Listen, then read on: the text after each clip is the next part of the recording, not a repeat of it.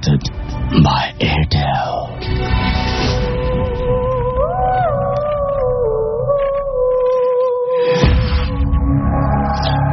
শুনছেন সবসময়ের রেডিও ফুর্তি ঘড়িতে সময় এক্স্যাক্টলি রাত 11:59। আমি রাসেল আছি সাথে, এবং আমার সাথে আছে মাসুম। আর শুরু হয়ে গেল ভূত এফএম হন্টেড বাই এয়ারটেল। আপনাদের সবাইকে স্বাগত জানাচ্ছি, যে যেখানে বসে শুনছেন। আশা করছি যে অনেক অনেক বেশি এনজয় করবেন আজকের এই এপিসোডটি।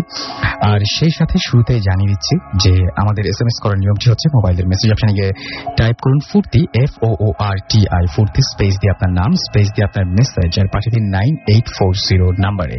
আজকের দিনটি নিয়ে অনেক বেশি জল্পনা কল্পনা ছিল, এবং আপনারা সবাই জানেন বিভিন্ন পত্র পত্রিকা থেকে শুরু করে বিভিন্ন জায়গায় বিভিন্ন আজকে এই দিনটা নিয়ে কথা হচ্ছিল, যে মায়ান ক্যালেন্ডার অনুযায়ী অনেকেই অনেক কিছু বলছিলেন।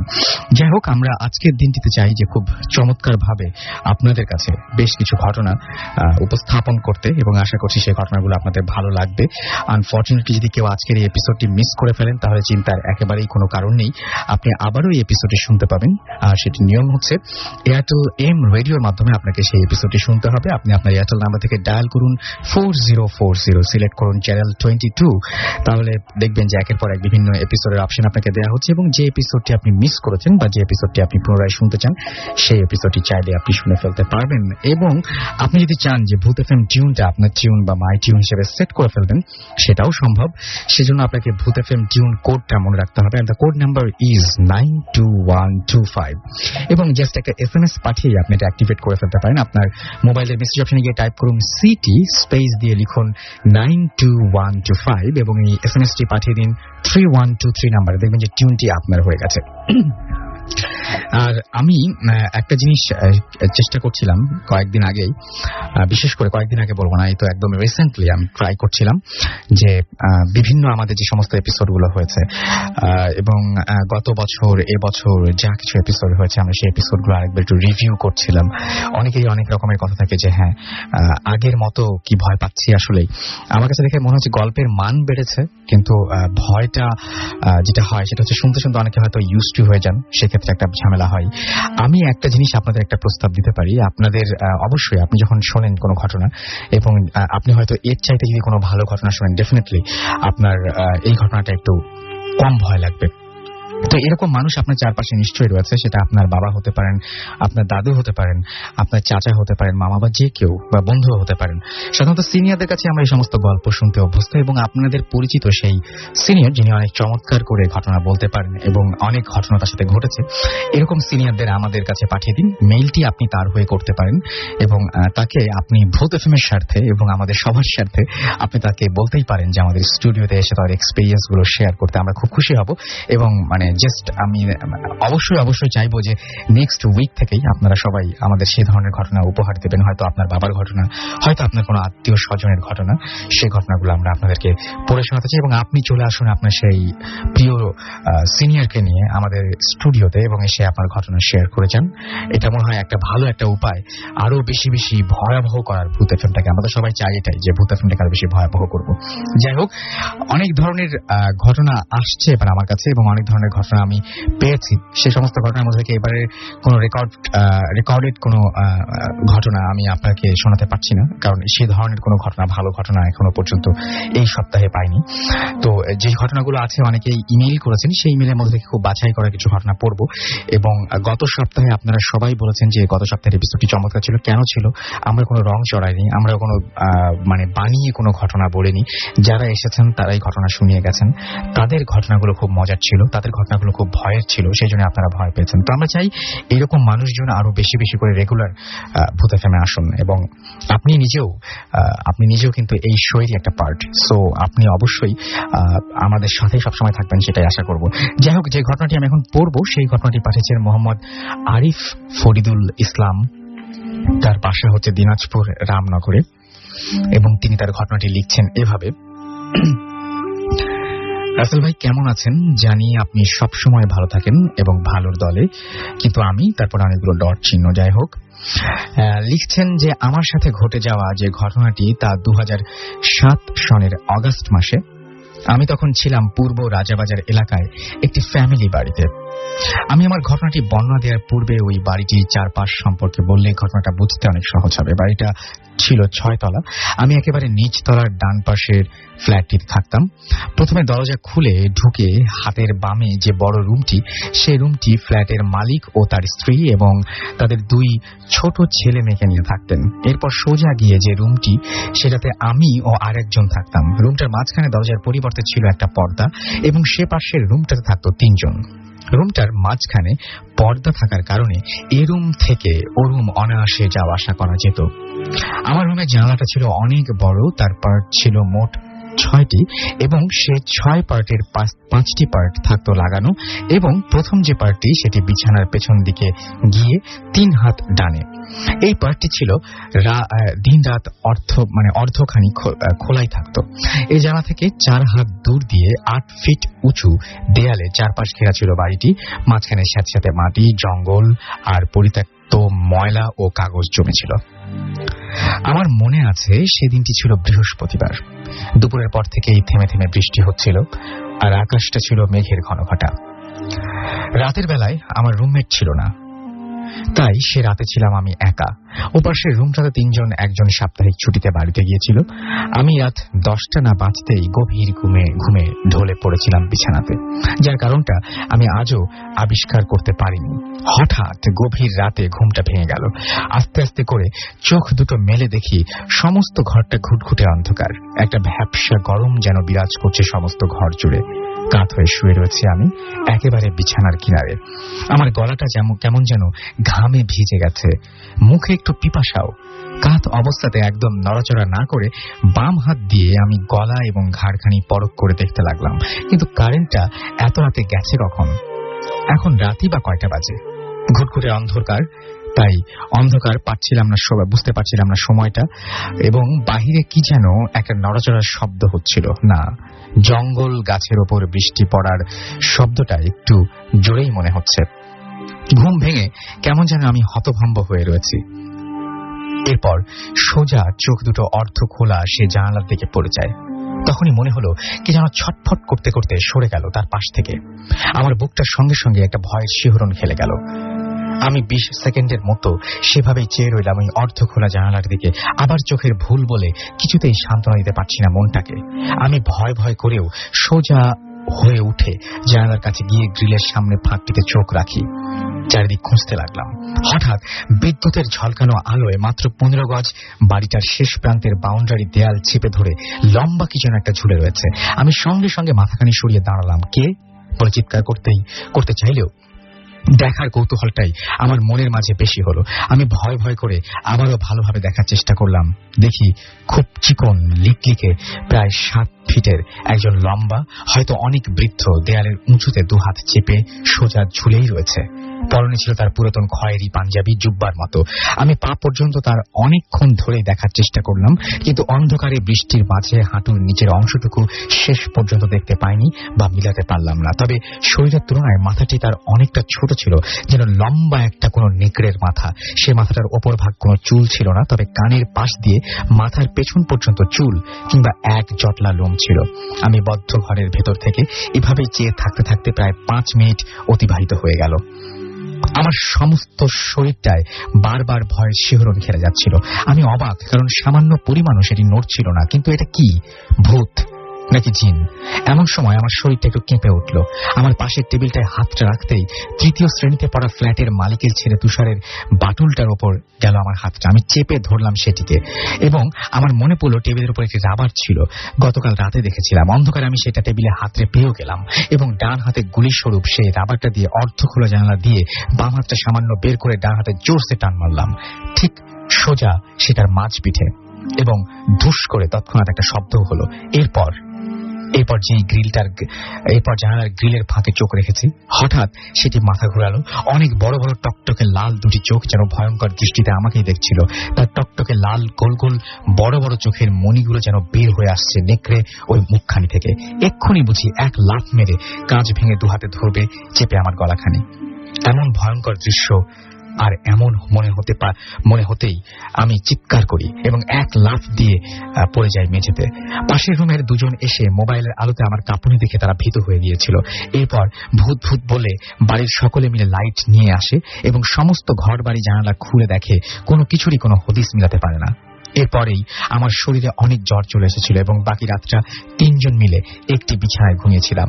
আর পরের দিন সকাল 11টায় কাউকে কিছু না বলে সেদিনই ঢাকা থেকে চাকরি ছেড়ে চলে এসেছিলাম আমি আমার নিজ জেলা শহরে। আজ আমি লিখতে বসে সে দৃশ্য বর্ণনা করতে আমার গা শিউরে উঠছে বারবার। সেদিনের থেকে আর কোনোদিন রাতে ভুলক্রমে জানালা খোলা রাখি না। এই ছিল ঘটনাটি। এবং তিনি বলছেন শেষে যে এখনো কোনো গভীর রাতে ঘুম ভেঙে যায়, আবার কোনো রাতে সেই ভয়ঙ্কর দৃশ্যটা ভেসে আসে দু চোখের মাঝে। সেদিনের রাতটা আমার অনেক ভয়ের আর অনেক কষ্টের। এই ছিল ঘটনা। এবং এই ঘটনা কেমন লাগলো এটা আপনারা SMS এর মাধ্যমে আমাকে জানাতে পারেন। এবং SMS করার নিয়মটি তো বলে দিচ্ছি, ফুর্তি লিখে স্পেস দিয়ে আপনার নাম লিখে স্পেস দিয়ে আপনার মেসেজ লিখে পাঠিয়ে দিন 9840 নাম্বারে। আর যারা ইমেইল করতে চান ইমেল অ্যাড্রেসটি বলতে চাই। ইমেল অ্যাড্রেস হচ্ছে bhutfm@radiofurti.fm, which is BHOOTFM@radioforti.fm। নয়ন আমাকে লিখেছেন, আমার ভালো লাগছে। রিয়াজুল আমাকে লিখেছেন স্যার প্রথম SMS। মুশফিক আমাকে SMS করেছেন। এছাড়াও SMS করেছেন একটা হচ্ছে মিল্টন নরসিংদী দাসপাড়া থেকে। শীতের মাঝে ভূত FM শোনার মজাই আলাদা তিনি জানিয়েছেন। হ্যাঁ, এই কথাটা আমিও বলতে চাই। শীতের মাঝে মনে হয় গল্প শুনতে অনেক বেশি ভালো লাগে, আর ঘটনা হলে তো কোনো কথাই নেই। তৌফিক শ্যামলী থেকে আমাকে SMS করেছেন। এছাড়াও আমাকে SMS করেছেন আরিফ গাজীপুর থেকে। 4 জন ফ্রেন্ড তারা একসাথে শুনছেন। সালাম আমাদের SMS করেছেন, তিনি এবং তার বোন লাইট অফ করে ভূত FM শুনছেন। রবিউল ইসলাম রানা ফুলবাড়ি থেকে আমাদের SMS করেছেন এবং আমাদেরকে আবির ঢাকা থেকে SMS করেছেন। অনি আমাদেরকে SMS করেছেন দোহার থেকে। এছাড়াও সাদি আমাদের SMS করেছেন, লিখেছেন নাইস ছোট্ট করে। মেহেদি আমাদের SMS করেছেন মিরপুর থেকে এবং তিনি বলছেন যে ব্যাকগ্রাউন্ড মিউজিকটা জোস এবং মাসুমকে জন্য থ্যাঙ্কস দিতে হয়, মানে সেই মিউজিকটা অপারেট করছে। আর এছাড়াও প্রমি আমাদের SMS করেছেন, তিনি বলছেন আমার খুব ভালো লাগছে। পার্থ আমাদের SMS করেছেন ভূত FM শুনছেন এবং এনজয় করছেন। লাবণ্য আমাদের SMS করেছেন নারায়ণগঞ্জ থেকে। এছাড়াও আমাদের রাজাহাট থেকে রবিউল SMS করেছেন। সাদাব আমাদের SMS করেছেন আমাদেরকে শিহান। এছাড়াও FJ সোহেল আমাদের SMS করেছেন। আকাশ মিরপুর থেকে SMS করেছেন আমাদেরকে। এছাড়াও মাহি, নয়ন, রাসেল, আরিফ, লিমন, পলক, তুষার, হৃদয় এবং পিঙ্কি, শালিকা এবং খুশি, শাকিলা এবং খুশি, এছাড়াও আবির সহ আরো অনেকে। আপনি যদি SMS পাঠাতে চান তাহলে নিয়মটি তো নিশ্চয়ই জানেন। তারপর আরেকবার বলে দিচ্ছি, ফুর্তি লিখে স্পেস দিয়ে আপনার নাম লিখে স্পেস দিয়ে আপনার মেসেজ লিখে পাঠিয়ে দিন 9840 নাম্বারে। আমরা একটা ঘটনায় যাব এবং আমাদের প্রথম যিনি গেস্ট আছেন তার সাথে আমরা কথা বলবো। আপনি আপনার নামটা বলবেন এবং কোথা থেকে এসেছেন একটু প্লিজ যদি বলতেন।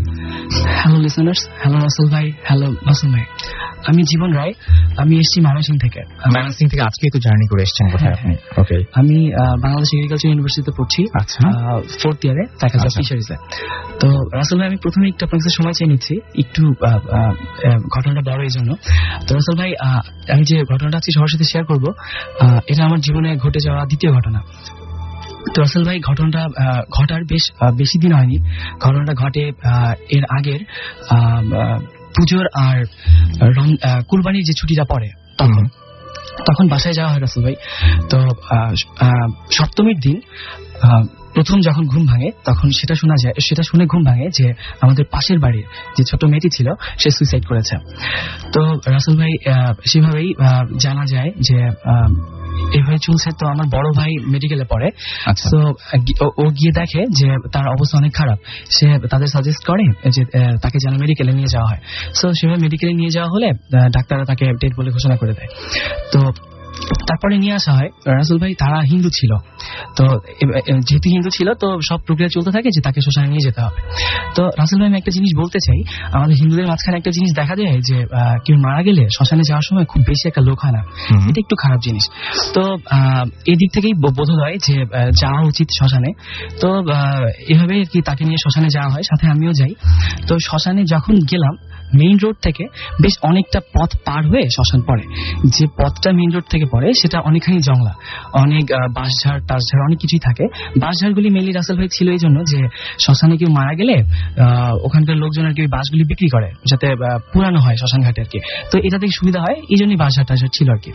তো রাসেল ভাই, শ্মশানে যাওয়া হয়। শ্মশানে গিয়ে শুনতে পারি বড়রা ডিসিশন নেয় যে তাকে, যেহেতু সুইসাইড কেস ছিল, তাকে পোড়ানো হবে না, মাটি দেওয়া হবে। সো মাটির সব সব কার্যক্রম চলতে থাকে। এর মাঝখানেই ফোন আসে তার বড় বোনের। তার বড় বোন জানায় সে লাশ দেখতে চায়, সো এর জন্য ওয়েট করতে বলে। তো রাসেল ভাই একটা জিনিস, সেটা হচ্ছে যে ওর বড় বোন আসবে ঠাকুরগাঁ থেকে, আর ঘটনাটা ঘটে সৈয়দপুরে। ঠাকুরগাঁ থেকে সৈয়দপুরের ডিস্টেন্স প্রায় 2.5-3 ঘন্টার মতো লাগে। সো এখন ওয়েট করতে হবে। আমাদের শ্মশানঘাটে যেতে যেতে প্রায় বিকেল হয়ে যায়। তো বিকেলের পরে এখন সবাই বড় ডিসিশন নেয় যে ওকে ওয়েট করা হবে। কিন্তু রাসেল ভাই আমি সবাইকে একটু তাগাদা দেই যে দেখেন ওয়েট করার ঠিক হচ্ছে না, অনেক রোদ ছিল, সো যত তাড়াতাড়ি মাটিটা দেওয়া সম্ভব দিয়ে ফেলেন। রাসেল ভাই তারপর শেষ পর্যন্ত ওয়েট করা হলো। তারা আস্তে আস্তে প্রায় অনেক রাত, বেশ রাত হয়ে যায় আর কি, 7:30-8টার মতো বেজে যায়। মাটির কাজ, পুরোহিতের কাজ সবকিছু শেষ করতে করতে বেশ 9টা বেজে যায়। এরপর রাসেল ভাই যাওয়ার পালা। তো প্রায় সবাই এক করে শ্মশান থেকে বের হতে থাকে। তো আমার সাথে আমার এইজের একটা ফ্রেন্ড ছিল, তো ওর সাথেই আমি থাকি তখন। এর মাঝখানে আমি রাসেল ভাই একটা জিনিস ভুল করে ফেলি, সেটা হচ্ছে যে আমাদের সাথে যারা ছিলেন তারা প্রায় সবাই আগায় যায়। তো আমি মনে করি যে আমাদের পিছনে আরো কয়েকজন ছিলেন, কিন্তু ভুলটা ছিল আমার এখানে রাসেল ভাই, যে অ্যাকচুয়ালি যারা ছিলেন শ্মশানে 2-1 তারা শ্মশানেরই লোক, ওখানে কাজ টাজ করেন। আমাদের পিছনে কেউই ছিলেন না। তো আমরা হাঁটতে থাকি, ইট ওয়াজ ফাইন, কোনো সমস্যা ছিল না। কিন্তু রাসেল ভাই কিছুটা দূর পথ যাওয়ার পরে যখন বুঝতে পারি সামনের যারা ছিল তারা বেশ আগায় গেছে, তখনই ঘটে রাসেল ভাই ঘটনা। আমার প্রথম আমি ফিল করতে পারি যে আমার হাত পা প্রায় অবশ হয়ে আসছে, আমি মুভ করতে পারছি না।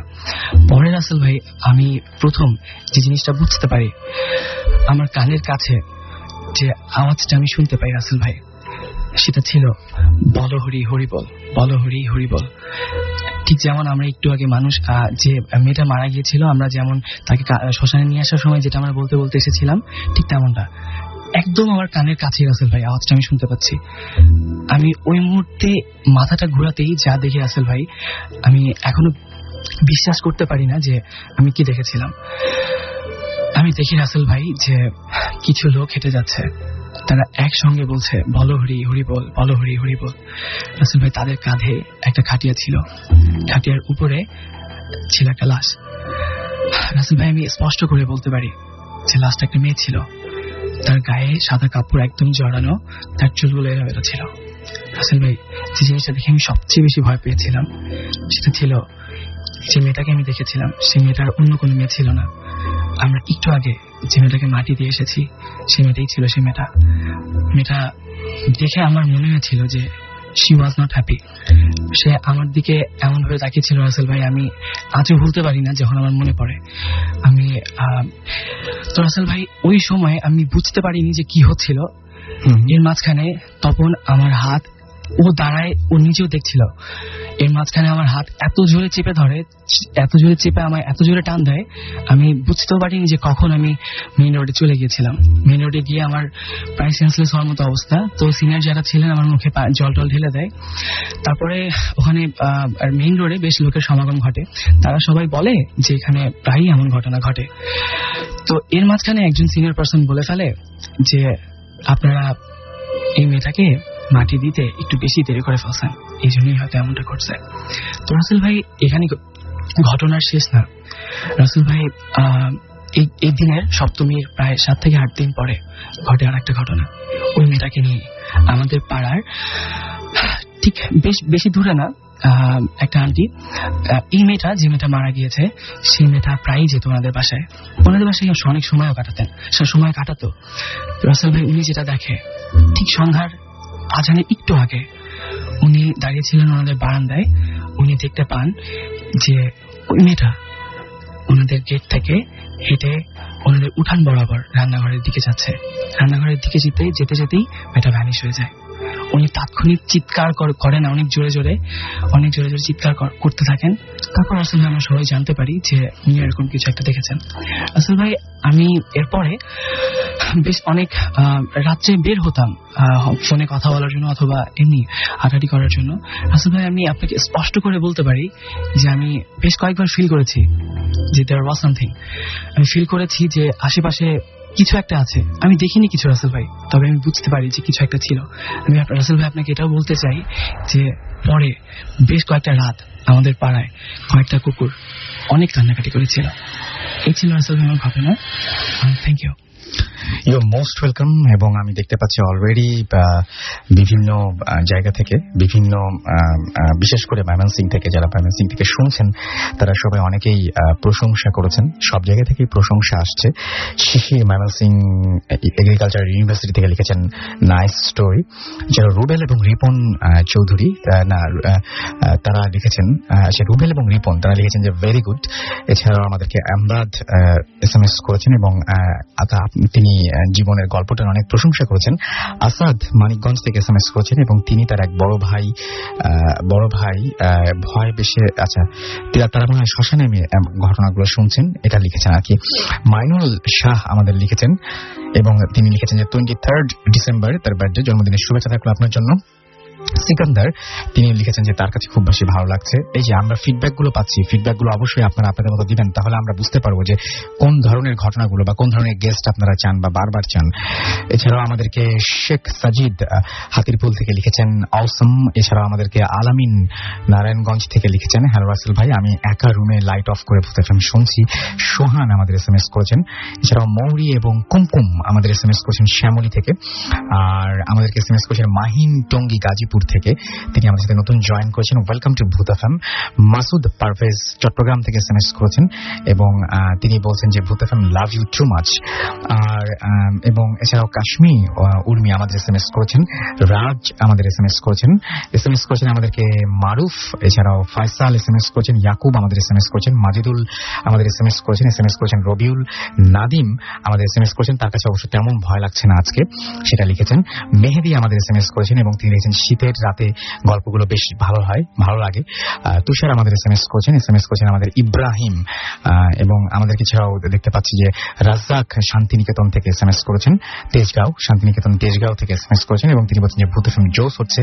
মামুন আমাদের SMS করেছেন ইস্কাটন থেকে এবং তার কাছে অনেক বেশি ভয় আছে। তুর্না আমাদের SMS করেছেন জাকারিয়া সহ আরো অনেকে। আপনি যদি SMS করতে চান তাহলে লিখে ফেলুন ফুর্তি, FOORTI ফুর্তি, স্পেস দিয়ে আপনার নাম, স্পেস দিয়ে আপনার মেসেজ আর পাঠিয়ে দিন 9840 নাম্বারে।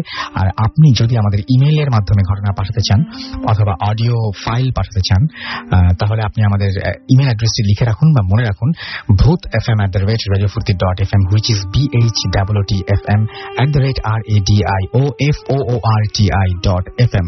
এখানে আপনি আপনার এই অ্যাড্রেসে আপনার নাম, ঠিকানা এবং ফোন নাম্বার সহ ঘটনা পাঠিয়ে দিন। ঘটনার শুরুতেই উল্লেখ করুন আপনি কিভাবে চান ঘটনাকে এখানে এসে আপনি নিজে আমাদেরকে শোনাতে চান, নাকি আপনি চান যে আমরা আপনার ঘটনাটি পড়ে শোনাই, নাকি আপনি চান যে আপনার অডিও ক্লিপটি প্লে করা হোক। অনেকেই অনেক মন খারাপ করেন, অনেকেই ভাবেন যে তার ঘটনা অনেক ঘটনা পাঠাচ্ছেন কিন্তু পড়া হচ্ছে না বা তাকে ইনভাইট করা হচ্ছে না।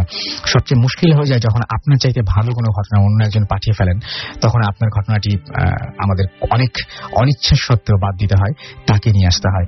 সো আপনারা নিশ্চয়ই জানেন, যারা আসে তাদের সাথে নিশ্চয়ই আপনাদের কথা হয়, প্রসিডিওরটা আপনারা সবাই জানেন। সো আপনাদের জীবনের সেরা ঘটনাগুলো যে সমস্ত মানুষের কাছে, যে সমস্ত যাদের কাছে আপনার ঘটনাগুলো শুনতে ভালো লাগে তাদেরকে বলুন আমাদের এখানে এসে ঘটনাগুলো শুনিয়ে যেতে, তাহলে ডেফিনেটলি আপনারা এবং আপনাদের বন্ধু বান্ধব যারা আছেন সবাই আরো অনেক বেশি এনজয় করবেন আশা করছি। আমরা নেক্সট গেস্টের কাছে যাবো এবং আপনার নামটা প্লিজ একটু বলবেন এবং কোথা থেকে আপনি এসেছেন। হ্যালো এভরিওয়ান, আমি সুব্রত ঘোষ, আমি ইস্টার্ন ইউনিভার্সিটিতে LLB অনার্স করছি। ওকে, 9 সেমিস্টার। আচ্ছা, প্রথমে রাসেল ভাই আপনাকে ধন্যবাদ আমাকে এখানে ইনভাইট করার জন্য। You most welcome. আপনার গল্পের জন্য আপনি এখানে এসেছেন, no problem. Thank you Rasel ভাই। রাসেল ভাই আমার ঘটনা আমি চলে যাই। জি প্লিজ। ঘটনাটা ঘটে আমার মনিকাকার সাথে। এটা 25 বছর আগের ঘটনা। তো আমার মনিকাকার খুবই ক্লোজ একটা ফ্রেন্ড আছে, মিলন কাকা। তা তখনকার সময় মাছ ধরা একটা খুব নেশা টাইপের জিনিসটা ছিল। তো আমরা একদিন উদ্যোগ নেই যে আমরা রাত 3টা 3:30 দিকে আমরা বের হব, আমরা মাছ ধরবো। মাছ ধরার লোকেশনটা হচ্ছে ওনাদের বাড়ি থেকে 2 কিলোমিটার দূরে একটা শ্মশান আছে। আমাদের এখানে আগে বলে রাখি, হিন্দু অধ্যুষিত এলাকায় অনেক শ্মশান আছে। তো ওই শ্মশানের পাশ দিয়ে একটা খাল বয়ে গেছে, নাম হচ্ছে কাজলার খাল।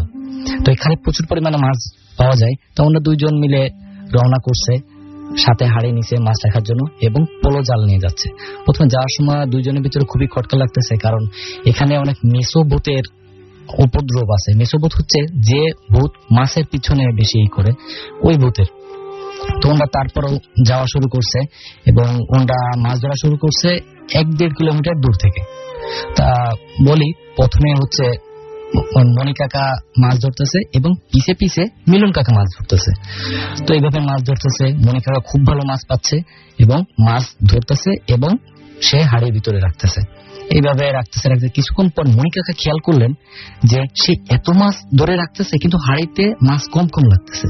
তখন আরেকটা জিনিস খেয়াল করলেন, মানে উনি চিন্তা করলেন যে হয়তোবা তার ফ্রেন্ড মিলন কাকা ওই মাছগুলো চুরি করতেছে। উনি এটা ফান ভেবে উনি ওনার মতো মাছ ধরতে লাগলেন। এমন সময়ে মিলন কাকা দেখলেন মনি কাকার হাড়ি থেকে একটা মানুষের শেপে উপর দিয়ে সাদা চাদর মুড়ি দিলে যেমন লাগে সেমন একটা জিনিস হাড়ি থেকে মাছ তুলতেছে এবং খাচ্ছে। এই অবস্থায় দেখে মিলন কাকা ওইখানে থ হয়ে গেলেন এবং সে মনি কাকাকে বললেন যে মনি দেখ তোর পিছনে কিছু একটা, হয়তোবা মেসো বুত্তর মাছ খাচ্ছে। মনি কাকা এটা ফান ভেবে বললো যে আচ্ছা তুই বাদ দে, তুই আর কি আর মারিস না। মনি কাকা ভাবলেন যে হয়তোবা তার মাছ ধরাতে ব্যাঘাত ঘটানোর জন্য এটা করছে। তো এইভাবে করতে করতে আর কিছুক্ষণ যাওয়ার পরে মিলন কাকা যখন দেখলেন ওই যে শেপটা সেটা যখন তার দিকে ফিরলেন, সেটা দেখলেন শুধু একটা মাথার খুলি, জাস্ট একটা মাথার খুলি, এবং মাথার খুলি যে চোখ দিয়ে অজস্র আগুন জ্বলতেছে। ওটা দেখে এবং আরো বলি যে মিলন কাকার দিকে তাকায় সে একটা বাজে রকমের হাসি দিছে। জ্যোৎস্না রাত দেখছে সে ওটা দেখে আর থাকতে না পারে, সে উপরে উঠে কুলে উঠে দৌড় মারতে গেছে। দৌড় মারতে যেয়ে সেখানে সেন্সলেস হয়ে পড়ে গেছে এবং সে বারে বারে বলার চেষ্টা করছিল ওই উঠে যাওয়ার আগেই যে মনি তুই সরে যা, তো পিছে কি একটা আছে। তো মনি কাকা এগুলো কিছুই শুনতে পারিনি। তবে এটুকু হইলে হয়তো বা ভালো হইতো, তবে জিনিসটা এখানেই সমাপ্ত না। তারপরে যেটা ঘটলো খুবই লোমহর্ষক, সেটা হচ্ছে মনি কাকা নিজের মতো করে মাছ ধরতে ধরতে এক পর্যায়ে কাজলা শ্মশানের কাছে চলে গেছে, যেটা উনি নিজেও জানতেন না যে উনি শ্মশানের কাছে চলে গেছে। ওই শ্মশানটা খুবই খারাপ ছিল এবং ওখানে অনেক বাজে বাজে রকমের অনেক জিনিস ঘটে। তো উনি যখন শ্মশানের খালের কাছে চলে গেছে তখন উনি পোলো দিয়ে খেপ দিছে, ওইখানে অনেক বড় একটা মাছ মানে পড়ছে ভেবে উনি দেখে যে পোলো অনেক অনেক গোতাগুতি করতেছে। উনি এবার না পেরে উনি ওই মাছটাকে ধরতে গেছে। এখানে ঘটে সবচেয়ে খারাপ জিনিসটা, উনি যখন হাত দিছে তখন কিছু একটা জিনিস ওনার হাত চেপে ধরছে। আমরা যেমন একজন বন্ধুকে না যাওয়ার জন্য হাতটা আমরা ধরে বসি যে তুই যাস না, ঠিক সেভাবে জোরে ওনার হাত ধরে বসছে। এবং উনি যখন এই জিনিসটা দেখছে উনি ওইখানে ভয় পেয়ে গেছে। উনি নিজের মধ্যে সাহস আটকে রেখে উনি হাতটা এবার পোলো থেকে বের করে নিয়ে আসছে। এনে দেখে কি একটা তাজা হাত ওনার হাত ধরে রাখছে এবং সেই হাত দিয়ে হাতটা অর্ধেক কাটা এবং সেই কাটা জায়গা দিয়ে অজস্র পরিমাণে রক্ত ঝরতেছে। উনি ওইটা দেখে সহ্য করতে না পেরে উনি ওই সব মাছ ওনার পোলো জাল দেখে উনি দৌড় মারছে এবং দৌড় মেরে উনি বাড়ির পথে রওনা দিছে। বাড়িটা 2 কিলোমিটার দূরে। এইবার উনি যখন বাড়ির দিকে রওনা দিছে তখন দেখতেছে যে বিভিন্ন রকম জিনিস, বিড়াল এসে ওনার উপরে হামলা করতেছে বা কুকুর এসে ওনাকে ধরার চেষ্টা করতেছে, এমনকি অন্য আরো অনেক পশু পাখি ওনার উপরে আটকে রাখার চেষ্টা করতেছে। কিন্তু উনি চোখ বন্ধ করে উনি দৌড় মারতে মারতে উনি বাড়ির উঠানে যে একটা চিৎকারি দিয়ে উনি ওইখানে পড়ে সেন্সলেস হয়ে গেছে। এবং ওই চিৎকার শুনে তখন ভোর হয়ে গেছিল। চিৎকার শুনে ওই মনি কাকার মা এবং বাড়ির আশেপাশে যারা আছেন সবাই মিলে এসে দেখে যে মনি সেন্সলেস হয়ে পড়ে আছে এবং তার হাত ধরে আছে একটা কাটা হাত। তখন আর কারোরই কোনো কিছু বুঝতে বাকি থাকলো না। তখন মনি কাকার মা রান্নাঘরে যে একটা লোহার শিক আগুনে পোড়াই এনে সেই কাটা হাতটার উপরে যেই রাখছে তখন ঘটলো আরো ভয়াবহ জিনিস। সবার সামনেই সেই কাটা হাতটা মনি কাকার হাত ছেড়ে সেটা লাফ দিয়ে পড়ে গেল। সবার সামনে সেটা আবার ভ্যানিশ পর্যন্ত হয়ে গেল। যেই কাকার হাতটা ছেড়ে দিছে মনি কাকার, সেই মনি কাকা উঠে বসে একটা কথাই যে মিলন কোথায়। তখন সবার মাথায় আসলো হ্যাঁ মিলনও তো মাছ ধরতে গেছিল। তখন সবাই মিলে, তখন ভোর হয়ে গেছে, সকাল হয়ে গেছে, সবাই মিলে মিলন কাকাকে খুঁজতে গেছে।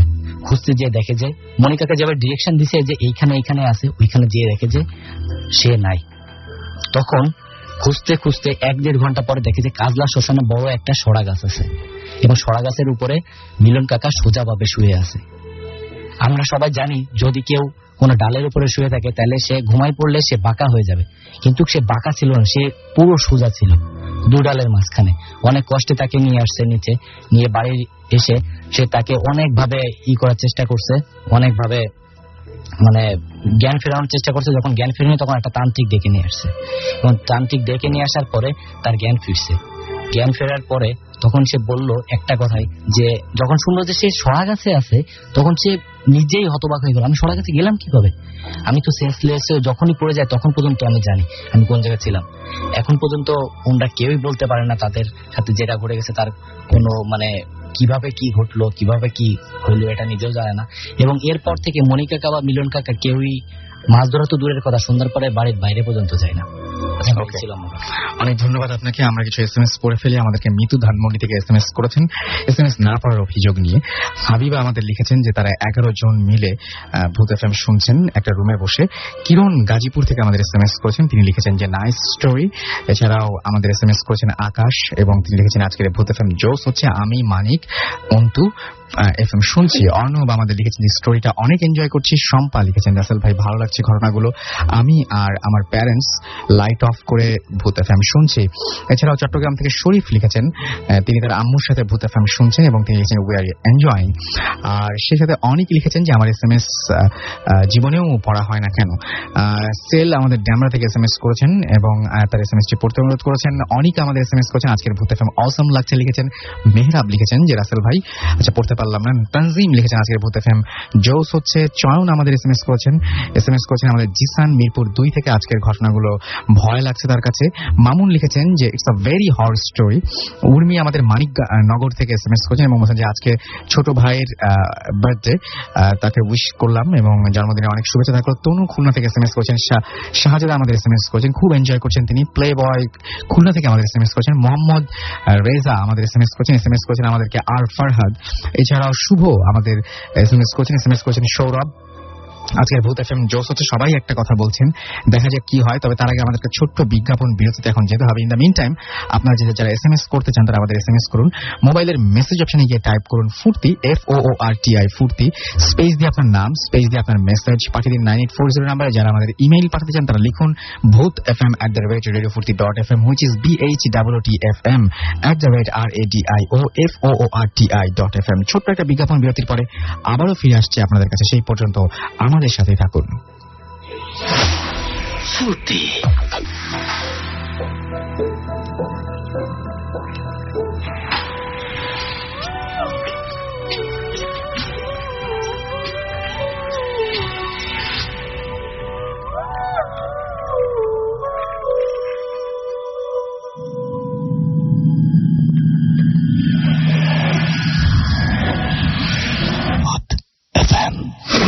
Haunted by Airtel.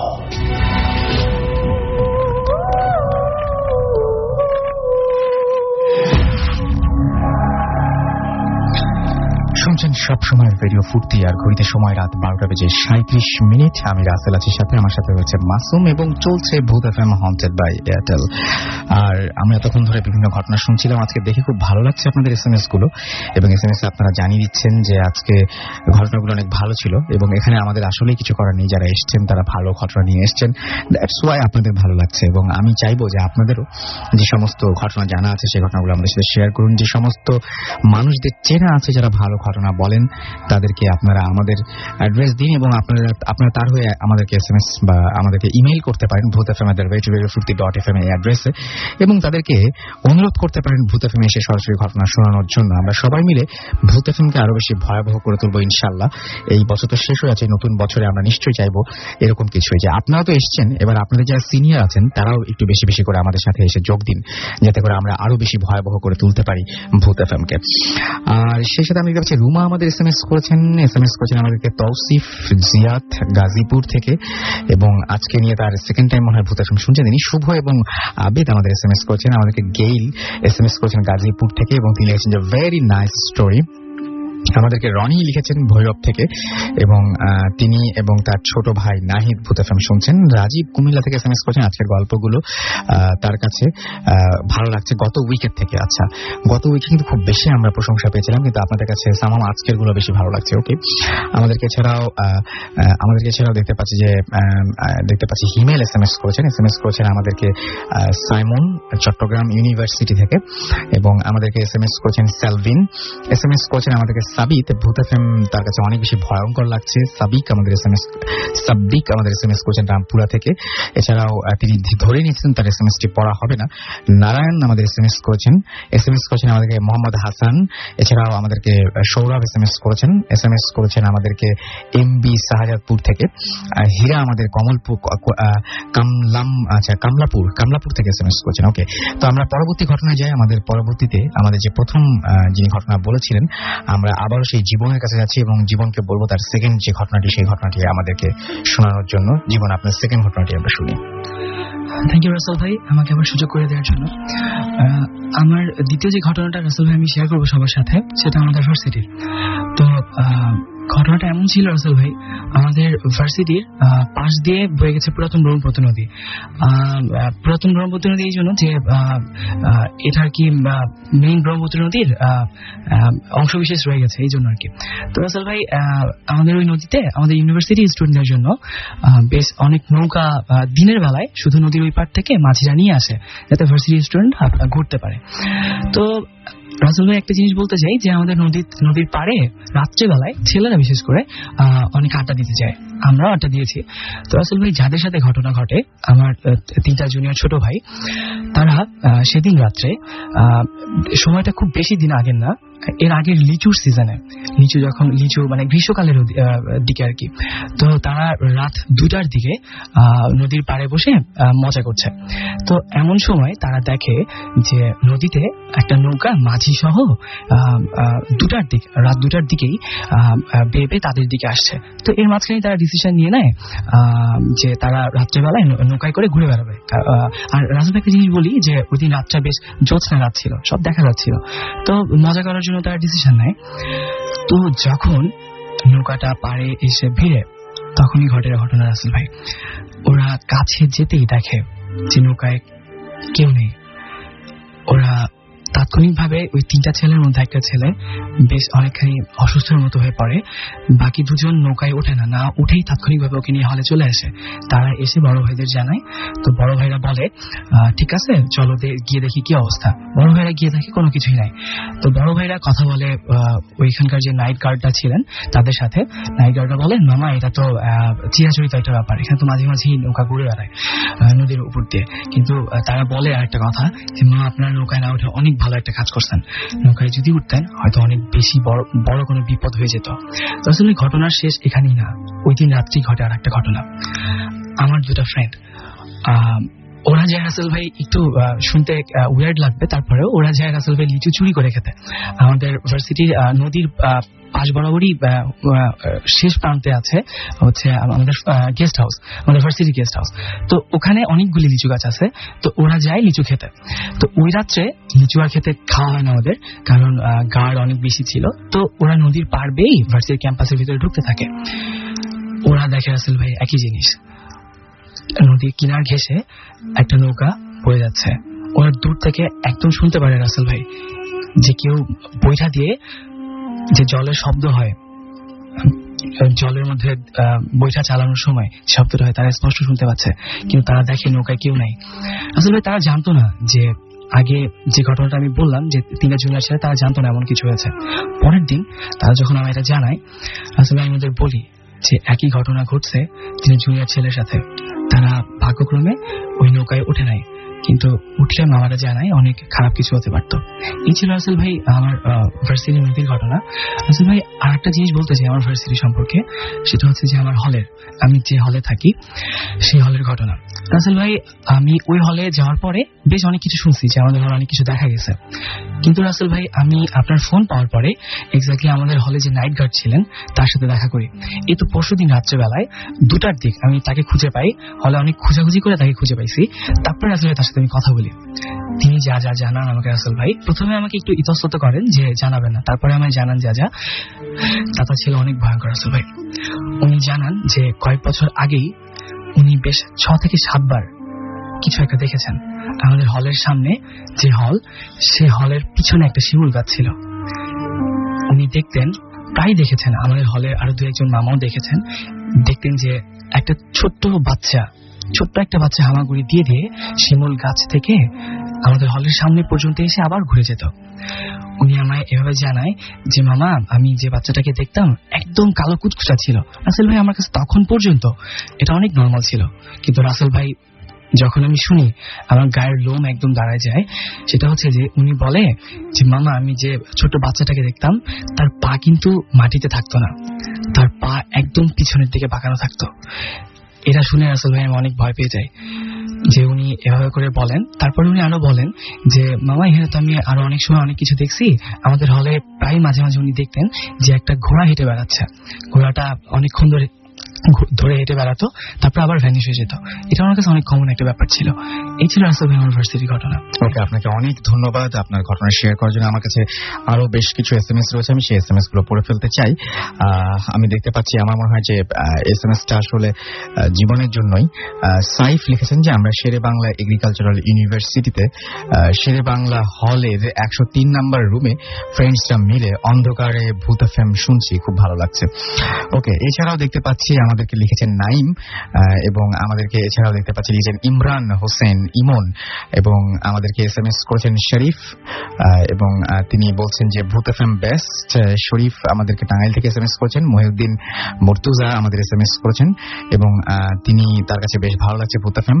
নাজমুল আমাদের SMS করেছেন এবং আমাদেরকে SMS করেছেন দেখতে পাচ্ছি মধু এবং মিঠি, এবং তিনি বলছেন যে তাকে কংগ্রেচুলেট করে ফেললাম। সাইফুল আমাদের লিখেছেন, SMS করেছেন আমাদেরকে। লাভলু আমাদের SMS করেছেন এবং তিনি বলছেন যে আজকের SMS গুলো খুব ভয়জনক। ওকে, আমাদেরকে কমল SMS করেছেন এবং তিনি বলছেন যে স্টোরিগুলো অনেক তার কাছে ভালো লাগছে। ইমরান আমাদের SMS করেছেন চিটাগং থেকে, তিনি এবং তার ছেলে দুজন মিলে ভূত FM শুনছেন। রানা আমাদেরকে চট্টগ্রাম থেকে SMS করেছেন। এছাড়া নামিরা SMS করেছেন নরসিংদী থেকে, কলি আমাদের SMS করেছেন রাব্বি SMS করেছেন আমাদেরকে, জিন্না SMS করেছেন, আরিফ গাজীপুর থেকে, সাব্বির আমাদের SMS করেছেন, সাকিব আল হাসান নারায়ণগঞ্জ থেকে আমাদের SMS করেছেন, নতুন বাজার থেকে আমাদের SMS করেছেন। এছাড়াও আমাদেরকে মোহাম্মদ আমিনুল SMS করেছেন। আগে নামটা লিখবেন, তারপরে জায়গার নামটা লিখলে আমাদের জন্য অনেক সুবিধা হয়। যাই হোক, আমরা চলে যাচ্ছি আমাদের পরবর্তী ঘটনায়। একটা ব্রেক লাগবে বোধহয়, এখন একটা ছোট্ট ব্রেক লাগবে। ওকে, একটা ছোট্ট ব্রেকের পরে আমরা আবারও ফিরে আসছি। সো আমাদের সাথেই থাকুন, কোথাও যাবেন না। স্টে টিউনড রেডিও ফুর্তি and don't stop the Fruity Radio.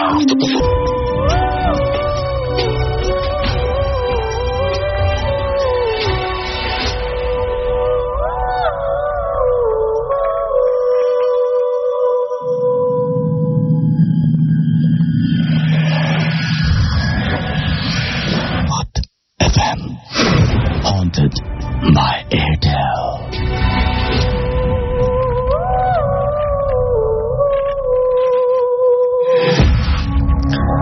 শুনছেন সবসময় রেডিও ফুর্তি, ঘড়িতে সময় রাত 12:51। আমি রাসেল আছির সাথে এবং সেই সাথে চলছে ভূত FM হন্টেড বাই এয়ারটেল। আমার সাথে রয়েছে মাসুম এবং আজকের অতিথিরা। আমরা চলে যাব আবারও আমাদের অতিথির কাছে এবং তার কাছে। আপনার নামটা একবার প্লিজ একটু বলবেন। হ্যালো এভরিওয়ান, আমি সুব্রত ঘোষ, আমি স্টেট ইউনিভার্সিটি থেকে। সুব্রত, আমরা আপনার সেকেন্ড ঘটনায় চলে যাই তাহলে। হ্যাঁ, ধন্যবাদ রাসেল ভাই আমাকে আবার সুযোগ দেওয়ার জন্য। আমি এখন যে ঘটনাটা বলবো, ঘটনাটা আমার এক দাদার কাছ থেকে শোনা, তার বাবার সাথে ঘটে যাওয়া ঘটনাটা। কাকু প্রফেশনালি একজন জেলে, উনি খুব মাছ ধরেন এবং ওনার অনেকটা ভূত টুত দেখার অভ্যাস আছে। তো উনি, এটা 15 বছর আগের ঘটনা রাসেল ভাই। উনি গেছেন শ্বশুর বাড়িতে যাওয়ার আগে একটা নদী পার হইতে হয় এবং উনি যখন গেছে তখন উনি সন্ধ্যার সময় গেছেন। তো একটা অনুষ্ঠান অ্যাটেন্ড করতে গেছিলেন। অনুষ্ঠানটা শেষ হয়েছে রাত 12টা, 12:30 দিকে। অনেকে মিলে ওনাকে আটকানোর চেষ্টা করেছিল যে এত রাত্রে তুমি যেও না, যাওয়ার পথে তো শ্মশান আছে আর ফাঁকা এলাকা। তো উনি বলল যে না, আমার অনেক অভ্যাস আছে, আমি যাব এবং আমার যাইতেই হবে। তো যে কথা সেই কাজ, সবাই মিলে ওনাকে নদীটা পার করে দিলেন এবং নদী পার হওয়ার পরে একটা বিল শুরু হয়। বিলটা 3-4 কিলোমিটার। তো তখন ওইখানে অত জনবসতি ছিল না, কম ঘর বাড়ি ছিল। তো আমাদের আরো বলে রাখি, আমাদের ওটা হিন্দু অধ্যুষিত এলাকা। আমাদের এখানে প্রচুর পরিমাণে শ্মশান ঘাট আছে যেখানে মানুষ পড়ায় রাসেল ভাই। তো ওইখানে উনি যখন মাঠের কর্নারে এসে পৌঁছালেন তখন ওইখানে লাস্ট একটা বাড়ি আছে। তো উনি যখন লাস্ট বাড়িটা পার হবেন তখন ওনার ভিতরে একটা ভয় কাজ করছে। রাসেল ভাই বলে রাখি, পথের বর্ণনাটা, উনি যখন পথ দিয়ে যাচ্ছে তখন ওনার সামনে দিয়ে অনেক প্রকারে জিনিসপত্র আসতেছে, যেমন বিড়াল আসতেছে, কুকুর আসতেছে, সাপ আসতেছে, উনাকে ধরার চেষ্টা করতেছে। উনি এবং ওনার হাতে, উনি তখনকার মানুষের বিড়ি খাইতো বেশি, তো ওনার হাতে বিড়ি জ্বালানো ছিল, যা আমি সিগারেট বলি। তো উনি একটার আগুন দিয়ে একটা সিগারেট জ্বালাচ্ছে ওটা অ্যাভয়েড করার জন্য। তো উনি যখন লাস্ট বাড়িটা পার হইলেন তখন ওনার কানে একটা শব্দ আসতে লাগলো, সেটা বলো হরি হরি বল। আমাদের সময় মরা পোড়ানোর সময় এই কথাটা বলে। যখন এই কথাটা ওনার কানে আসছে তখন উনি ভাবছে যে সামনে শ্মশান ঘাটে হয়তো বা কাউকে পোড়াতে নিয়ে আসছে। তখন উনি একটা জিনিস ভাবতে লাগলেন যে হ্যাঁ, এখন তো আমার ভয় লাগবে না, সামনে তো অনেকে আছে। তো এইভাবে উনি আরো আগাইতে থাকলেন যে সামনে কেউ আছে। এইভাবে অনেক মোড় পার হইতে হইতে উনি যখন শ্মশান ঘাট পর্যন্ত গেলেন তখন উনি যে জিনিসটা দেখলেন সেই জিনিসটা দেখে উনি ভয় পেয়ে গেলেন। সেটা হচ্ছে উনি ভাবছিলেন যে উনি যে দেখলেন যে এখানে শ্মশান ঘাটে কেউ নাই, তখন ভাবলেন যে কেউ হয়তো বা মরা পুরায় উনি বেরিয়ে হয়ে চলে গেছে। তখন উনি দেখলেন যে সেখানে আগুন পর্যন্ত নাই। রাসেল ভাই, এই পর্যন্ত হইলে মনে হয়তো খুব ভালো হইতো। উনি এরপরে আরো ভয়াবহ কিছু দেখতে যাচ্ছিলেন। তো উনার কানে সেই শব্দটা এসেই যাচ্ছে, বলো হরি হরি বল, বলো হরি হরি বল। তো উনি ভাবতেছে সামনের কোনো গ্রাম থেকে হয়তো বা আসতেছে শব্দটা। তো এবার উনি আগাইতে লাগলেন কারোর দেখা আশায় এবং নির্ভয়ে। ওনার ভয় আসতেছিল, তাও নিজের ভিতরে একটা সাহস জোগাইতে জোগাইতে উনি আগাচ্ছিলেন। যত আগাচ্ছে তত শব্দটা বাড়তেছে। আমি বলে রাখি, মাঠের শেষে একটা বট গাছ আছে এবং ওখানে একটা মন্দির আছে। তো উনি আগাচ্ছেন আগাচ্ছেন, কাউকে দেখা পাচ্ছেন। এবার 2 কিলোমিটার যাওয়ার পরে ওই মন্দিরটা এবং সে বট গাছের কাছে চলে আসছেন।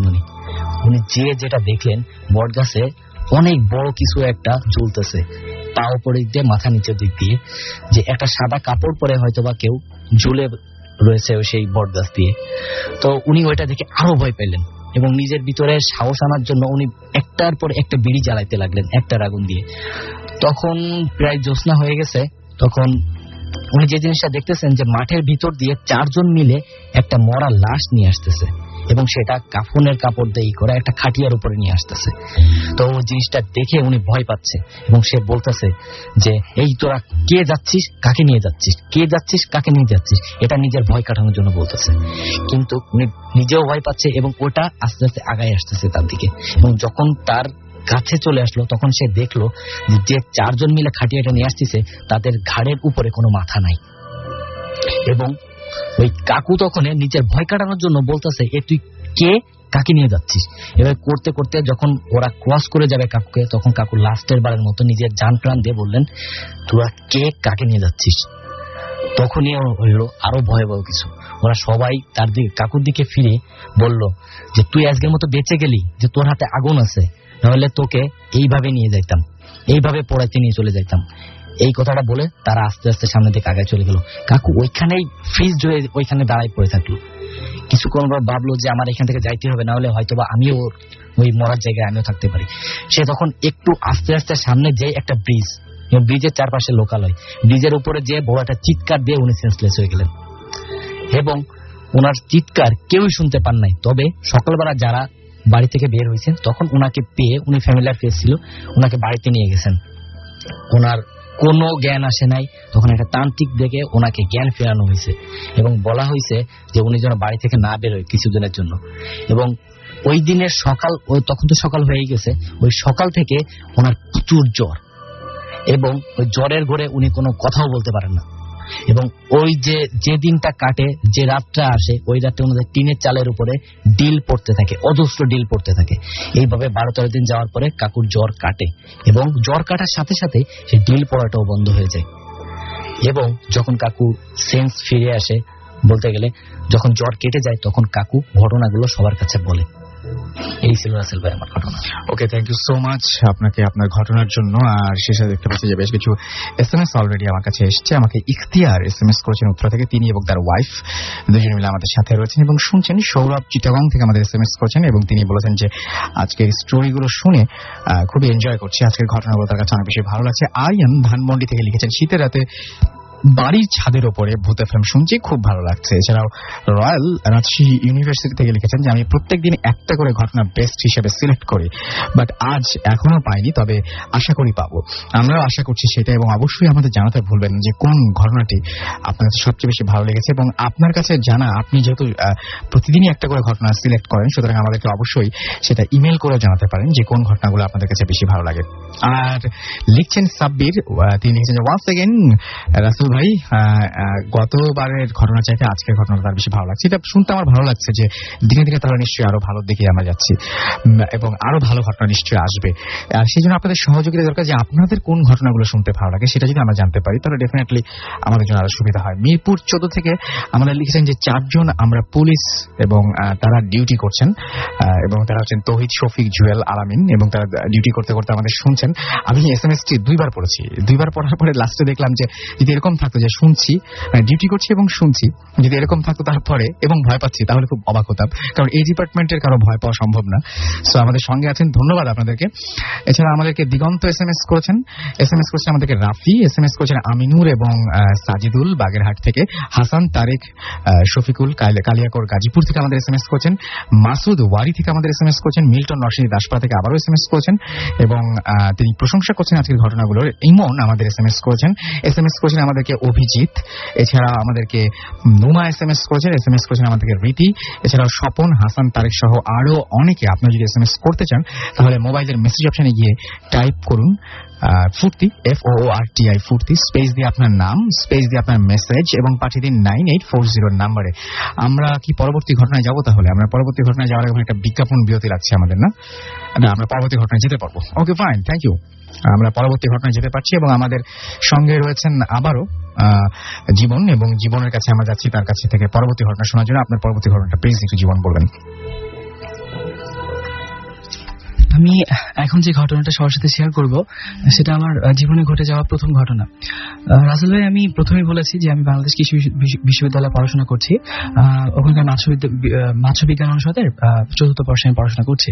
তো রাসেল ভাই, আমাদের ফ্যাকাল্টির যখন আমরা সেকেন্ড ইয়ারে থাকি তখন প্রতি বছরই একটা ট্যুর থাকে।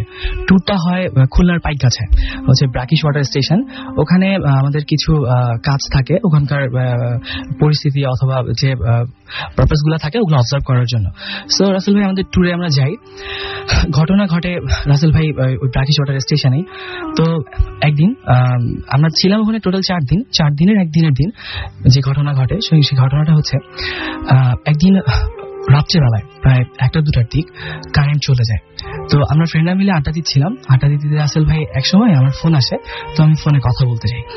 কথা বলতে বলতে রাসেল ভাই একটু দূরে আমি সরে যাই নর্মালি কথা বলার জন্য। তো রাসেল ভাই পাশে একটা স্টোর রুম ছিল, আমি দেখেছিলাম ওটা আগে। তো আমি কি করি, ওখানে গিয়ে স্টোর রুমটা ঠিক সামনেই বসে কথা বলতে থাকি। তো রাসেল ভাই, আমার একটা বদভ্যাস আছে যে আমি যদি কোনো জিনিস দেখে ভয় পাই তো সেই জিনিসটা আমি দ্বিতীয়বার দেখার চেষ্টা করি যাতে ভয়টা কেটে যায়। তো সেদিন স্টোর রুমে আমার প্রথম যখন চোখ পড়ে, আমি দেখি যে কিছু ভাঙা জানালা খোলা অবস্থায় এভাবে পড়ে আছে। সো আমি কথা বলতে বলতে যখন প্রথম চোখ পড়ে দেখে আমার একটু ভয় লাগে। তো আমি কথা বলছিলাম। তারপরে দ্বিতীয়বার যখন চোখ পড়ে, দ্বিতীয়বার যখন তাকাই যাতে ভয়টা কেটে যায়, তখন রাসেল ভাই আমি তারপর এক চোখটা ফিরে নিতে পারি নাই। আমি জানি না কেন আমি চোখটা সরাই নিতে পারিনি জানালা থেকে। আমি স্থির করেই জানালার দিকে তাকাইছিলাম। রাসেল ভাই, কিছুক্ষণ পরে আমি দেখতে পাই একটা লাল রঙের আলো। আলোটা বেশ মোটা, অনেক গাঢ়। আমি তখনও ফোনে কথা বলছিলাম রাসেল ভাই। আমি তাকে জানাই যে আমি একটা আলো দেখতে পাচ্ছি। আমি মনে করি যে হয়তো ভিতরে স্টোর রুমের ভিতরে কোনো মিটারের আলো জ্বলতে পারে। রাসেল ভাই, আমি প্রথম অনেক ভয় পাই যখন আমার মনে হয় যে কারেন্ট চলে গেছে, আলো আসার সম্ভাবনা নাই। রাসেল ভাই, তারপরেও আমি তাকায় থাকি, আমি চোখ সরাতে পারি না ওখান থেকে। তখনই রাসেল ভাই আলোটা মুভ করতে থাকে। রাসেল ভাই, আলোটা একদম স্পাইরালি ঘুরতে থাকে, পেঁচিয়ে নিচের দিকে যায়, তারপর আবার উপরে ওঠে। আমি তখনও তাকিয়েছিলাম। আমি যার সাথে ফোনে কথা বলছিলাম তাকে আমি বলি যে আমি এরকম কিছু একটা দেখছি। তারপরেই রাসেল ভাই, আমি ফিল করি যে আমি অবশ হয়ে যাচ্ছি, আমি মুভ করতে পারছি না। আমি উঠতে চাই কিন্তু আমি উঠতে পারছি না। তারপর রাসেল ভাই, যেটা দেখি যে আলোটা একটু হাইড হয়, কিন্তু রাসেল ভাই আমি দেখতে পাচ্ছিলাম যে আলোটার যে প্রভা সেটা ছড়াচ্ছে। তখনই আমার মনে হয় যে আলোটা চাচ্ছে, আলোটা বলছে এরকম যে তোর অনেক সাহস হয়ে গেছে না, দাঁড়া। রাসেল ভাই, তখনই আলোটা এমন ভাবে আমার দিকে ছুটে আসতে থাকে, এটা দেখে আমি আর পারি না রাসেল ভাই, আমি চিৎকার করে উঠি, আমার ফ্রেন্ডকে ডাক দিই। তারপর আমার তখনই চোখ সরাই। আমার ফ্রেন্ড আসার পরে আমরা যখন কাছে গিয়ে দেখি জানালাটার, সেখানে কিছুই ছিল না রাসেল ভাই। আসলে ওই রাত্রে আমার চোখ একদম ফুলে যায়, সারা রাত আমি ঘুমাতে পারিনি ঠিক মতো। পরের দিন সকাল হওয়ার পরেই আমরা ফ্রেন্ডরা মিলে যাই স্টোর রুমটার কাছে। স্টোর রুমটার কাছে গিয়ে রাসেল ভাই ঘটে সবচেয়ে ভয়ঙ্কর ঘটনা। যে জানালাগুলি ভাঙা ছিল আর যে জানালাগুলি খোলা ছিল, রাসেল ভাই ঠিক তার অপোজিটে অনেক পরিত্যক্ত জানালা ছিল, তো ঠিক তার অপোজিটে রিকনস্ট্রাক্ট হয়েছে একটা দেয়াল, মানে ভিতর দিক থেকে নতুন করে একটা দেয়ালের বাউন্ডারি দেওয়া হয়েছে। তো রাসেল ভাই আমার প্রশ্ন হচ্ছে, ভিতর থেকে আলো আসার কোনো সম্ভাবনাই ছিল না, যেহেতু জাস্ট এই জানালার অপোজিটে একটা দেয়াল ছিল। আর এরকম না যে কারেন্ট ছিল, কোথা থেকে আলো আসবে। তবে আমি জানি রাসেল ভাই ওখানে কিছু একটা ছিল যা অনেক ভয়ঙ্কর ছিল। তো আমি ওখানকার মামাদেরকে জিজ্ঞাসা করি যে মামা এখানে কোনো সমস্যা আছে কিনা। আমার যতদূর মনে হয় রাসেল ভাই, ওনারা যেহেতু আমাদের ওখানে থাকতে হবে, প্রতি বছর স্টুডেন্ট ওখানে যায়, তাই ওনারা আমাদের একটু ইগনোর করেন, যে আমাদের বলেন যে না মামা এখানে কোনো সমস্যা নেই। তারপর রাসেল ভাই আমার এখনো মনে হলে আমার অনেক ভয় লাগে। এই ছিল রাসেল ভাই আমার ঘটনা। আপনাকে অনেক ধন্যবাদ আপনার ঘটনার জন্য। আমরা দেখতে পাচ্ছি যে বেশ কিছু SMS আসছে, সেই SMS গুলো নিয়ে আমরা ফিরে আসব এবং আমাদের কিছু গেস্ট আরো ওয়েট করছে যাদেরকে আমাদের নিয়ে আসা প্রয়োজন। তো আমরা তাদেরকে নিয়ে আসবো, আবার এই দুজনকে আবার আমরা ফিরিয়ে নিয়ে আসবো ইনশাল্লাহ। সো আপনারা আমাদের সঙ্গেই থাকুন। স্টে টিউনড রেডিও ফুর্তি অ্যান্ড ডোন্ট স্টপ দ্য ফুর্তি। ফিরে আসছি একটু পরেই। ফুর্তি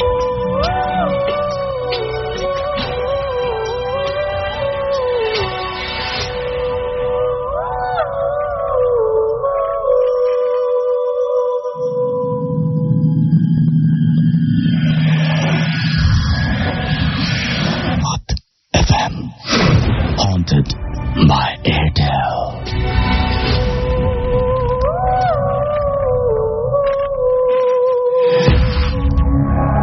শুনছেন সবসময় রেডিও ফুর্তি, আর চলছে ভূত FM হন্টেড বাই এয়ারটেল। আমি দেখতে পাচ্ছি যে অনেকেই আমাদের SMS করছেন। তার আগে জানিয়ে দিই যে আনফর্চুনেটলি আজকে অনেকেই এই এপিসোডটি পছন্দ করছেন, এবং যদি কেউ মিস করে ফেলেন তাহলে একেবারেই চিন্তার কোনো কারণ নেই। আপনি আপনার এয়ারটেল এম রেডিওর মাধ্যমে আবারও এপিসোডটি শুনতে পারেন। সেই জন্য আপনি যেটা করতে হবে, আপনাকে এয়ারটেল এম রেডিওর সাহায্য নিতে হবে। আপনার এয়ারটেল নাম্বার থেকে ডায়াল করতে হবে 4040, সিলেক্ট করতে হবে চ্যানেল 22। তাহলে দেখবেন যে একের পর এক বিভিন্ন এপিসোডের অপশনগুলো আপনাকে দেওয়া হচ্ছে, এবং যে এপিসোডটি আপনি মিস করেছেন বা যে এপিসোডে আপনি পুনরায় শুনতে চান সেই এপিসোডটি চাইলে আপনি শুনতে পারবেন। এবং নাও লিসনার্স ক্যান গেট দ্য ভূত FM tune as their caller tune, my tune, যেটা মাসুম এখন প্লে করছে। And Booth FM tune code is 92125, and you can activate it by sending SMS, type CT space 92125 and send it to 3123. ব্যাস এই টিউনটা আপনার হয়ে যাবে। আমি চলে যাচ্ছি প্রথমে একটা ঘটনায়। আমার কাছে একটি ঘটনা রয়েছে, সেই ঘটনাটি আমি শোনাবো। তবে তার আগে, তারপর SMS পড়ি। আমি ঘটনাটি আগে শোনাই। আমাকে এই ঘটনাটি পাঠিয়েছেন মশিউর রহমান শ্রাবণ, এবং তিনি লিখছেন RK মিশন রোড থেকে। তিনি লিখছেন যে, প্রিয় রাসেল ভাই, আমি জানি আপনি সর্বদা ভালো আছেন। আমি মশিউর রহমান, ঢাকার গোপীবাগ এলাকাতে থাকি। আমি যখন ঘটনাটি লিখছিলাম তখন আমার বাবার কাছে তার জীবনের একটি ঘটনা জানতে পারি। আমার দাদা 1957 সনে বিক্রমপুর হতে সপরিবারে ঢাকাতে চলে আসেন। ঘটনাটি 1960 সনের দিকে ঘটে আমার বাবার সাথে। বাবার তখন বিয়ে হয়নি। এক রাতে বাবার স্বপ্ন দেখেন যে একটি লোমশ হাত তার বুকের মাঝে চেপে বসে আছে। বাবা অনুভব করেন তার অনেক কষ্ট হচ্ছে। তিনি সাথে সাথে সূরা পড়তে থাকেন। সকালে ঘুম থেকে উঠে তিনি দেখতে পান যে তার বুকের মাঝখানে একটা ভারী হাতের ছাপ। বাড়ির সবাই ভয় পাবে ভেবে তিনি ব্যাপারটি এড়িয়ে যান। এবার চলে আসি আমার ঘটনায়। ঘটনাটি ঘটে 1995 সনের দিকে। আমি তখন 4র্থ শ্রেণীতে পড়ি। আমার বাবা বাংলাদেশ একটা সরকারি প্রতিষ্ঠানে চাকরি করতেন। চাকরির জন্য তিনি সিলেট থাকতেন। অক্টোবরের প্রথম দিকে ছুটিতে বাবা ঢাকায় বেড়াতে আসেন। বাবাকে দেখে আমার ভাইরা তখন খুব আনন্দিত হয়। সন্ধ্যা দিকে বাবার থেকে আমরা 10 টাকা নিয়ে ভিডিও গেম খেলতে যাব। সেই মুহূর্তে বিদ্যুৎ ছিল না, বিধায় ভিডিও গেম খেলার দোকানে যাওয়া হয় না। আমি তখন একা বড় ভাইয়ের রুমে বিছানায় শুয়ে পড়ি। আমার বাম পাশের টেবিলে মোমবাতি চলছিল। আমি মোমের আলোতে বাবার দেয়া টাকাটি দেখতে থাকি। হঠাৎ আমার চোখ পড়ে ডান পাশে জানালার দিকে। আমি দেখি একটি শিশু, যার মাথায় কোনো চুল ভ্রু কিছুই নেই, চোখগুলো গাঢ় লাল বর্ণের, আমার দিকে চেয়ে আছে। মোমের আলোতে খেয়াল করি শিশুটির কোনো শরীর ছিল না। আমি সাথে সাথে মা বাঁচাও বাঁচাও বলে চিৎকার করে উঠি। বাবা মা দৌড়ে রুমে চলে আসে। আমি তাদের সব জানাই।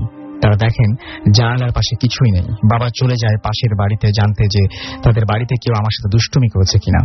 মা দোয়া পড়ে আমায় ফু দেয়। বাবা বাসায় এসে জানায় পাশের বাড়িতে এরকম কোনো ছোট শিশু নেই। এখানে যদি ঘটনাটির ইতি হতো তবে ভালোই হতো। ঘটনার 2 দিন পর বড় ভাই তার বন্ধুদের সাথে বন্ধুর বাড়িতে থাকবে। বড় ভাইয়ের রুমে না থাকায় আমিও বাবা তার রুমে ঘুমাবো। বাবার সাথে আমি বড় ভাইয়ের রুমে ঘুমাই। আমি জানালার পাশে ঘুমাচ্ছিলাম। রাতে স্বপ্ন দেখে একটি লোমশ হাত আমার নাম ধরে ডাকছে। হাতটিতে প্রচুর লোম ছিল এবং নখগুলো দ্বীপঘুটে দেখতে। আমাকে ধরতে হাতটি এগিয়ে আসে। হাতটির নখের আঁচড় আমার গালে লাগে। আমি প্রচুর ব্যথা অনুভব করি। সকালে আমি ঘুম থেকে উঠে মুখ ধুতে যাব। আমার ছোট ভাই জানায় আমার গালে কিসের যেন আঁচড় দিয়েছে। আমি আয়নাতে দেখি আমার গালে নখের আঁচড়। আঁচড়টি খুব ভারী ছিল। আঁচড়ের স্থান দিয়ে পানি বের হচ্ছিল। 24 ঘন্টার মধ্যে আমার 103 ডিগ্রি জ্বর চলে আসে। আমার সারা মুখমণ্ডল কালো হয়ে যায়। আমাকে ডাক্তার দেখানো হয়। ওষুধে কোনো সুফল না হওয়ায় আমাকে জিন্দাবাজার এলাকার এক ফকিরের কাছে নিয়ে যাওয়া হয়। তিনি ওষুধ পানি ও মাটি পড়ে দেন। এরপর কিছুদিনের মধ্যে আমি ভালো হয়ে উঠি। আমার বাবার ও আমার জীবনে সেই লোমশ হাতের ব্যাপারটি কিছুতেই মেলাতে পারছি না। আজও আমার গালে সেই নখের চিহ্ন আছে। রাসেল ভাই, আপনাদের কাছে যদি মনে হয় এই ঘটনাটি ভালো তাহলে আমাকে জানাবেন। আমি সেই ঘটনাটি পড়ে ফেললাম এবং আশা করছি যে আপনাদেরও ভালো লেগেছে। আমি বেশ কিছু SMS রয়েছে, সেই SMS পড়তে চাই। আমাকে রাহাত SMS করেছেন যাত্রাবাড়ি থেকে এবং তিনি বলেছেন যে 28 তারিখ 31 এর জন্য 11 বেশি ঘটনা শোনানো যাবে কিনা। যদি সেরকম ঘটনা পাই তাহলে ইনশাআল্লাহ আমরা চেষ্টা করব। এছাড়া আমাদেরকে SMS করেছেন টিজে। তিনি বলছেন যে তার কাছে আজকের ঘটনাগুলো অনেক ভালো লাগছে। শাওন আমাদের SMS করেছেন রক শাওন, আরেকজন শাওন আর কি, হালিশহর চট্টগ্রাম থেকে। আমাদেরকে আমাদেরকে জাগ্রত 52 রাশেদ আমাদের SMS করেছেন। আমাদের SMS করেছেন মানিক রাজশাহী থেকে। এছাড়া আমাদেরকে SMS করেছেন দেখতে পাচ্ছি ফয়সাল। এছাড়াও আমাদের SMS করেছেন অমিত। ফয়সাল SMS করেছেন যে তিনি কিভাবে ভূত দেখতে পারেন বা এরকম কোনো কিছু এক্সপিরিয়েন্স করতে পারেন। যা দেখবেন অবশ্যই চোখ দিয়ে দেখতে হবে, অন্য কোনো উপায় আসলে নেই। আমাদেরকে এছাড়াও সাইদুল SMS করেছেন আমাদেরকে শ্রাবন্তী নারায়ণগঞ্জ থেকে। এছাড়া মোস্তফা আমাদের SMS করেছেন আমাদেরকে নাইম। SMS করেছেন শাওন, SMS করেছেন আমাদেরকে শান ফ্রম SM হল এবং SMS করেছেন আমাদেরকে সাকিব এবং আমাদেরকে SMS করেছেন শম্পা এবং আমাদেরকে তাজুল SMS করেছেন এবং তিনি ভূতের অনেক পছন্দ করেন, সেটা বুঝতেই পারছি, লিখেছেন সেটাই। এছাড়া আমাদেরকে আরো অনেকে SMS করেছেন। আপনি যদি SMS পাঠাতে চান তাহলে SMS পাঠাতে পারেন। লিখুন ফুর্তি, স্পেস দিয়ে আপনার নাম, স্পেস দিয়ে আপনার মেসেজ পাঠিয়ে দিন 9840 নাম্বারে। যারা আমাদের ইমেইল করতে চান এবং ইমেইলের মাধ্যমে ঘটনা পাঠাতে চান তারা আমাদের ইমেইল করুন, লিখে ফেলুন bhutfm@radiofurti.fm এই অ্যাড্রেসে। অ্যাড্রেসটির আমি স্পেলিংটি বলে দিচ্ছি, BHOOTFM@radiofurti.fm। আমরা চলে যাব আমাদের পরবর্তী গেস্টের কাছে এবং আমাদের নতুন 2জন গেস্ট জয়েন করেছেন এই মুহূর্তে। আমি আপনার নামটা একটু জানতে চাচ্ছি এবং কোথা থেকে এসেছেন আপনি? আমি কল্যাণপুর থেকে এসেছি। আমার নাম মিনহাজুল ইসলাম। আমি ঢাকা সিটি কলেজে লেখাপড়া করি। আপনার ঘটনায় চলে যান আপনি প্লিজ। আমি সবার আগে ধন্যবাদ জানাতে চাই রেডিও ফুর্তিকে, যাদের অক্লান্ত পরিশ্রমে আজকে অনেক মানুষ এই ঘটনাগুলো শুনতে পাচ্ছে। আচ্ছা, আপনার ঘটনাটা কোথায় ঘটেছিল? আমার ঘটনা ঘটেছিল কল্যাণপুর এলাকায়। আচ্ছা, শুনি আপনার ঘটনাটা শুনি। মানে হচ্ছে আমি ছোটকাল থেকে আর কি মাদ্রাসায় লেখাপড়া করছি। আর আমার এক চাচা আছে, উনি একজন কবিরাজ। আমি ছোটকাল থেকে তার অনেক এসব জিনিস দেখতে দেখতে বড় হয়েছি। আর তাছাড়া আমি ছোটকাল থেকে আমি দেখতে দেখতে বড় হয়েছি। আর তাছাড়া আমি যখন মাদ্রাসায় পড়ালেখা করি তখন আমি এই কাহিনীটা ঘটতেছিল। যখন আমি ইন্টার ফার্স্ট ইয়ারে যখন ভর্তি হই তখনকার সময়ের এই ঘটনাটা। মানে আমার বাবার সাথে আমার ওই চাচার একটা কাহিনী হয়েছিল যে এরকমের, তার সাথে কিছু জমি জমা নিয়ে কিছু ঝগড়াঝাটি হয়েছিল। তারপরে হচ্ছে আমার চাচা কিছু করেছে কিনা আমি সঠিক জানি না, কিন্তু আমরা কি ধারণা করতে পারি আমার চাচাই সম্ভবত কোনো কিছু করেছে। আমি একদিন রাতের বেলা স্বপ্ন দেখি এমন যে আমাদেরকে কেউ একজন, হ্যালো, আপনাকে মাইক্রোফোনে বলতে হবে প্লিজ। আচ্ছা, আমি রাতের বেলা স্বপ্ন দেখি যে এমন আমাকে কি আমার চাচা কিছু তাবিজ পরিয়ে দেওয়ার জন্য চেষ্টা করতেছে।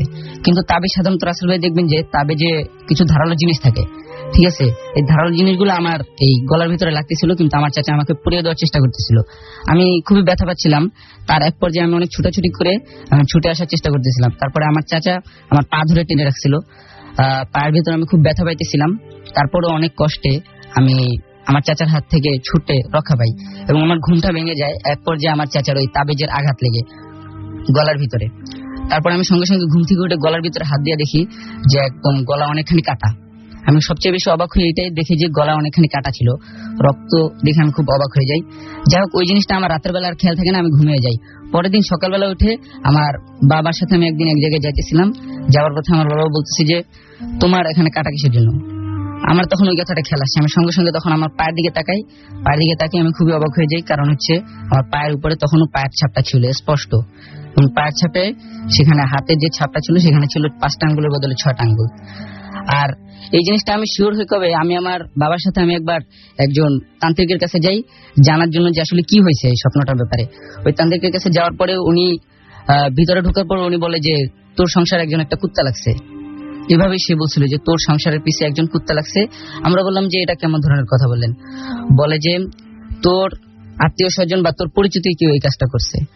আমরা তখন 2-4 মিলিয়ে আনার চেষ্টা করি। ওকে, থ্যাংক ইউ, আপনাকে অনেক অনেক ধন্যবাদ। আমরা চলে যাব আমাদের পরবর্তী গেস্টের কাছে এবং পরবর্তী ঘটনায়। তবে তার আগে কিছু SMS পড়ে ফেলতে চাই। আদিবা আমাদের উত্তরা থেকে SMS করেছেন এবং আমাদেরকে SMS করেছেন নুরি আলম, এছাড়া আমাদেরকে রিঙ্কি SMS করেছেন আমাদেরকে আলভি, এছাড়াও আমাদেরকে SMS করেছেন মানিক, SMS করেছেন আমাদেরকে নীল বেলি রোড থেকে, এছাড়া আমাদেরকে রাকিব SMS করেছেন, হৃদয় আমাদের নারায়ণগঞ্জ থেকে SMS করেছেন, রিফাত আমাদের SMS করেছেন আমাদেরকে আসাদ এবং আমাদেরকে SMS করেছেন। আচ্ছা, আসাদ লিখেছেন যেটা সেটা খুব মজার, যে তিনি প্রথম থেকে শুনছেন এবং তিনি বলছেন যে আগে খুব ভয় পেতাম, এখন খুব ভালো লাগছে। রানা আমাদের SMS করেছেন এবং ঢাকা থেকে তিনি এসএমএসটি করেছেন। ফারহাদ আমাদের এসএমএস করেছেন আমাদেরকে রীতি সাজ্জাদ পাভেল বরিশাল থেকে, এছাড়া রুহুল চিটাগাং থেকে আমাদের এসএমএস করেছেন, আমাদেরকে এছাড়া এসএমএস করেছেন রিপন রাজশাহী থেকে এবং আমাদেরকে এসএমএস করেছেন দেখতে পাচ্ছি এছাড়া লুৎফর, মাহফুজ, সাইদ, এমদাদ বিজলি উত্তরা ঢাকা থেকে, ফাহিম, জীবন আমাদের। আচ্ছা, জীবন ভাইয়ের ঘটনাগুলো অনেক সুন্দর, এটা তিনি লিখেছেন। এছাড়া মামুন আমাদের ধানমন্ডি থেকে এসএমএস করেছেন। তারা 3 ভাই, মামুন, সুমন, সুজন, 3জন ভূত এফএম শুনছেন। আপনি যদি এসএমএস পাঠাতে চান তাহলে মোবাইলের মেসেজ অপশনে গিয়ে টাইপ করুন ফুর্তি, স্পেস দিয়ে আপনার নাম, স্পেস দিয়ে আপনার মেসেজ পাঠিয়ে দিন 9840 নাম্বারে। আমরা চলে যাচ্ছি আমাদের পরবর্তী গেস্টের কাছে। বিশেষ করে ওনার আসলে আজকের ঘটনা শেয়ার করার কোনো কথা ছিল না। ওনার মা তিনি আসতে চেয়েছিলেন কিন্তু তিনি আসতে পারেনি, অসুস্থ। তিনি তার মাকে নিয়ে আসতে চেয়েছিলেন। মা হঠাৎ করে অসুস্থ হওয়ার ফলে তার মা যে ঘটনাটি বলতে চেয়েছিলেন সেই ঘটনাটি উনি বলছেন আর কি, অর্থাৎ উনি তার ছেলে। আপনার নামটা একটু বলবেন, কোথা থেকে এসেছেন? হ্যালো লিসেনার্স, আমি মোহাম্মদ তোয়াসিন শাহরাই, বিএনএম পাবলিক কলেজের স্টুডেন্ট। আমি হাজারীবাগ থেকে এসেছি।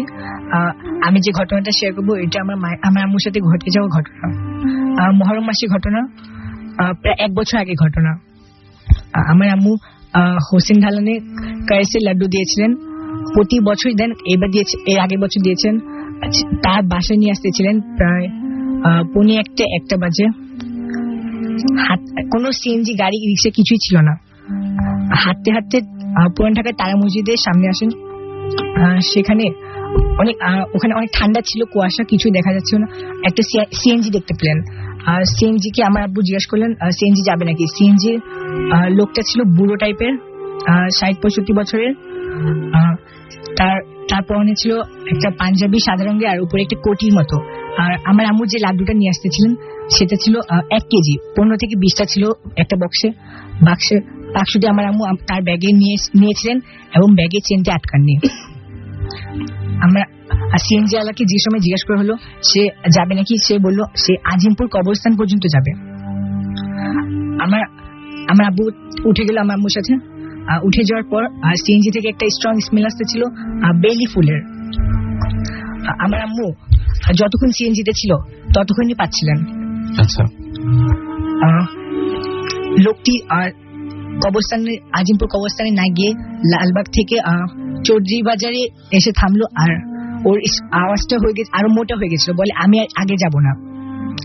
আর আমার আব্বু আম্মু নেমে গেল। আর সিএনজি ওয়ালাটাকে টাকা দিয়ে দিল, আর সিএনজি ওয়ালাটা একটা সরু গলিতে ঢুকে গেল, আর সে গলিতে কোনো রাস্তা নেই। সে 5 মিনিট পর রাস্তা শেষ হয়ে যায় সিএনজি যাওয়ার। আমার আম্মু 5-10 মিনিট অপেক্ষা করলেন, কিন্তু সিএনজিটা বের হলো না। আর গলির ভিতরে কোনো গ্যারেজ নেই যে সিএনজিটা থামবে। আমার আম্মু আস্তে আস্তে হেঁটে হেঁটে আমার আব্বুর সাথে রিক্সা নিয়ে আমাদের বাসায় এসে বললেন। ঘটনা এখনো শেষ হয়নি। আমার আম্মু যে সময় প্যাকেটটা খুললেন বাসায় এসে, তার মধ্যে বাক্সতে শুধুমাত্র 4টি লাড্ডু পেলেন, আর ভাঙ্গা ভাঙ্গা গুঁড়া গুঁড়া। এটা দেখে আমার আম্মু অনেক অবাক হলেন। আর যে সময় এটা একটা হুজুরকে জিজ্ঞেস করা হয়, হুজুর বলল যে সময় স্মেলটা পাচ্ছিলেন ওই সময় ওই জিনিসটা, এই লাড্ডুটা শেষ করে ফেলছে। আচ্ছা, অনেক ধন্যবাদ আপনাকে। আসলে বেসিক্যালি যে ঘটনাটা ঘটেছিল সেটা এরকম যে ঠিক ওই লাড্ডুটা নিয়ে যখন উঠেছিলেন তিনি সিএনজিতে, এবং সিএনজিতে ওঠার পরে ফেরার সময় লাড্ডু যে পুরো, আপনারা জানেন যে পুরো প্যাকেট জুড়ে ছিল, কিন্তু যখন নামলেন এবং যখন চেক করলেন তখন দেখলেন যে অলরেডি সেখানে বাকি লাড্ডুগুলো উঠা হয়ে গেছে, মাত্র 4টা ছিল। যাই হোক, আপনাকে অনেক অনেক ধন্যবাদ। আমাদের আরো কিছু গেস্ট রয়েছে, আমরা তাদেরকেও মানে প্রথম যারা ঘটনা শুনিয়েছেন তাদেরকে আমরা আবারও নিয়ে আসতে চাচ্ছি। আর এর মাঝখানে আপনারা আমাদের এসএমএস পাঠান। এসএমএস পাঠানোর নিয়ম কিন্তু আপনাদের জানাই রয়েছে। মোবাইলের মেসেজ অপশনে গিয়ে টাইপ করুন ফুর্তি, স্পেস দিয়ে আপনার নাম, স্পেস দিয়ে আপনার মেসেজ পাঠিয়ে দিন 9840 নাম্বারে। এর মাঝখানে ছোট্ট একটা বিজ্ঞাপন বিরতিতে যাব আমরা, ফিরে এসে আবার আপনাদের কাছে ফিরে আসবো ঘটনাগুলো নিয়ে। সো স্টে টিউনড রেডিও ফুর্তি এন্ড ডোন্ট স্টপ দ্য ফুর্তি।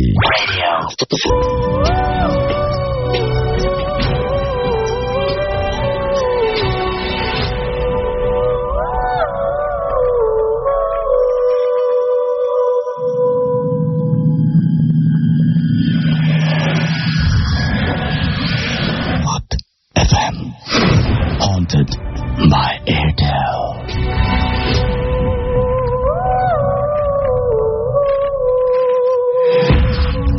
শুনছেন সবসময় রেডিও ফুর্তি।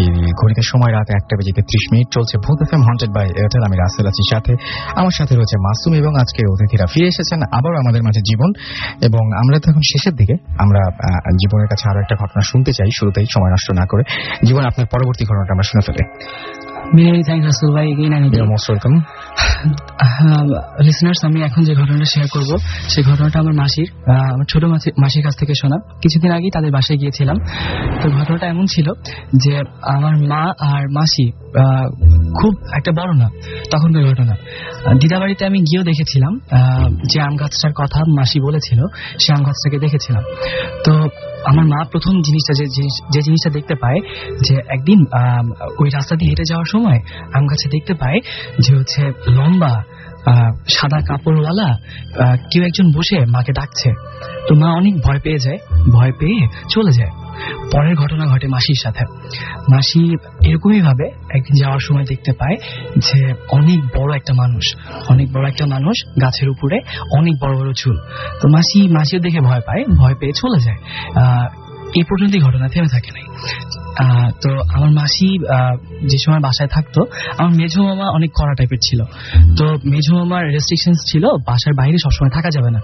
তো মাসি হচ্ছে যে সময় মামা থাকতো না, সে সময় গেটে দাঁড়ায় থাকতো। তো একদিন বিকেল বেলায় মাসি গেটে দাঁড়ায় ছিল। তো একসময় হুট করে দেখতে পায় যে মেইন রোড থেকে মামা আমাদের দিদাবাড়ির রাস্তায় নেমে আসে। তো মাসি দেখে সঙ্গে সঙ্গেই হচ্ছে বাড়ির ভিতরে ঢুকে পড়ে, যেহেতু মামা আসতে থাকে এই জন্য।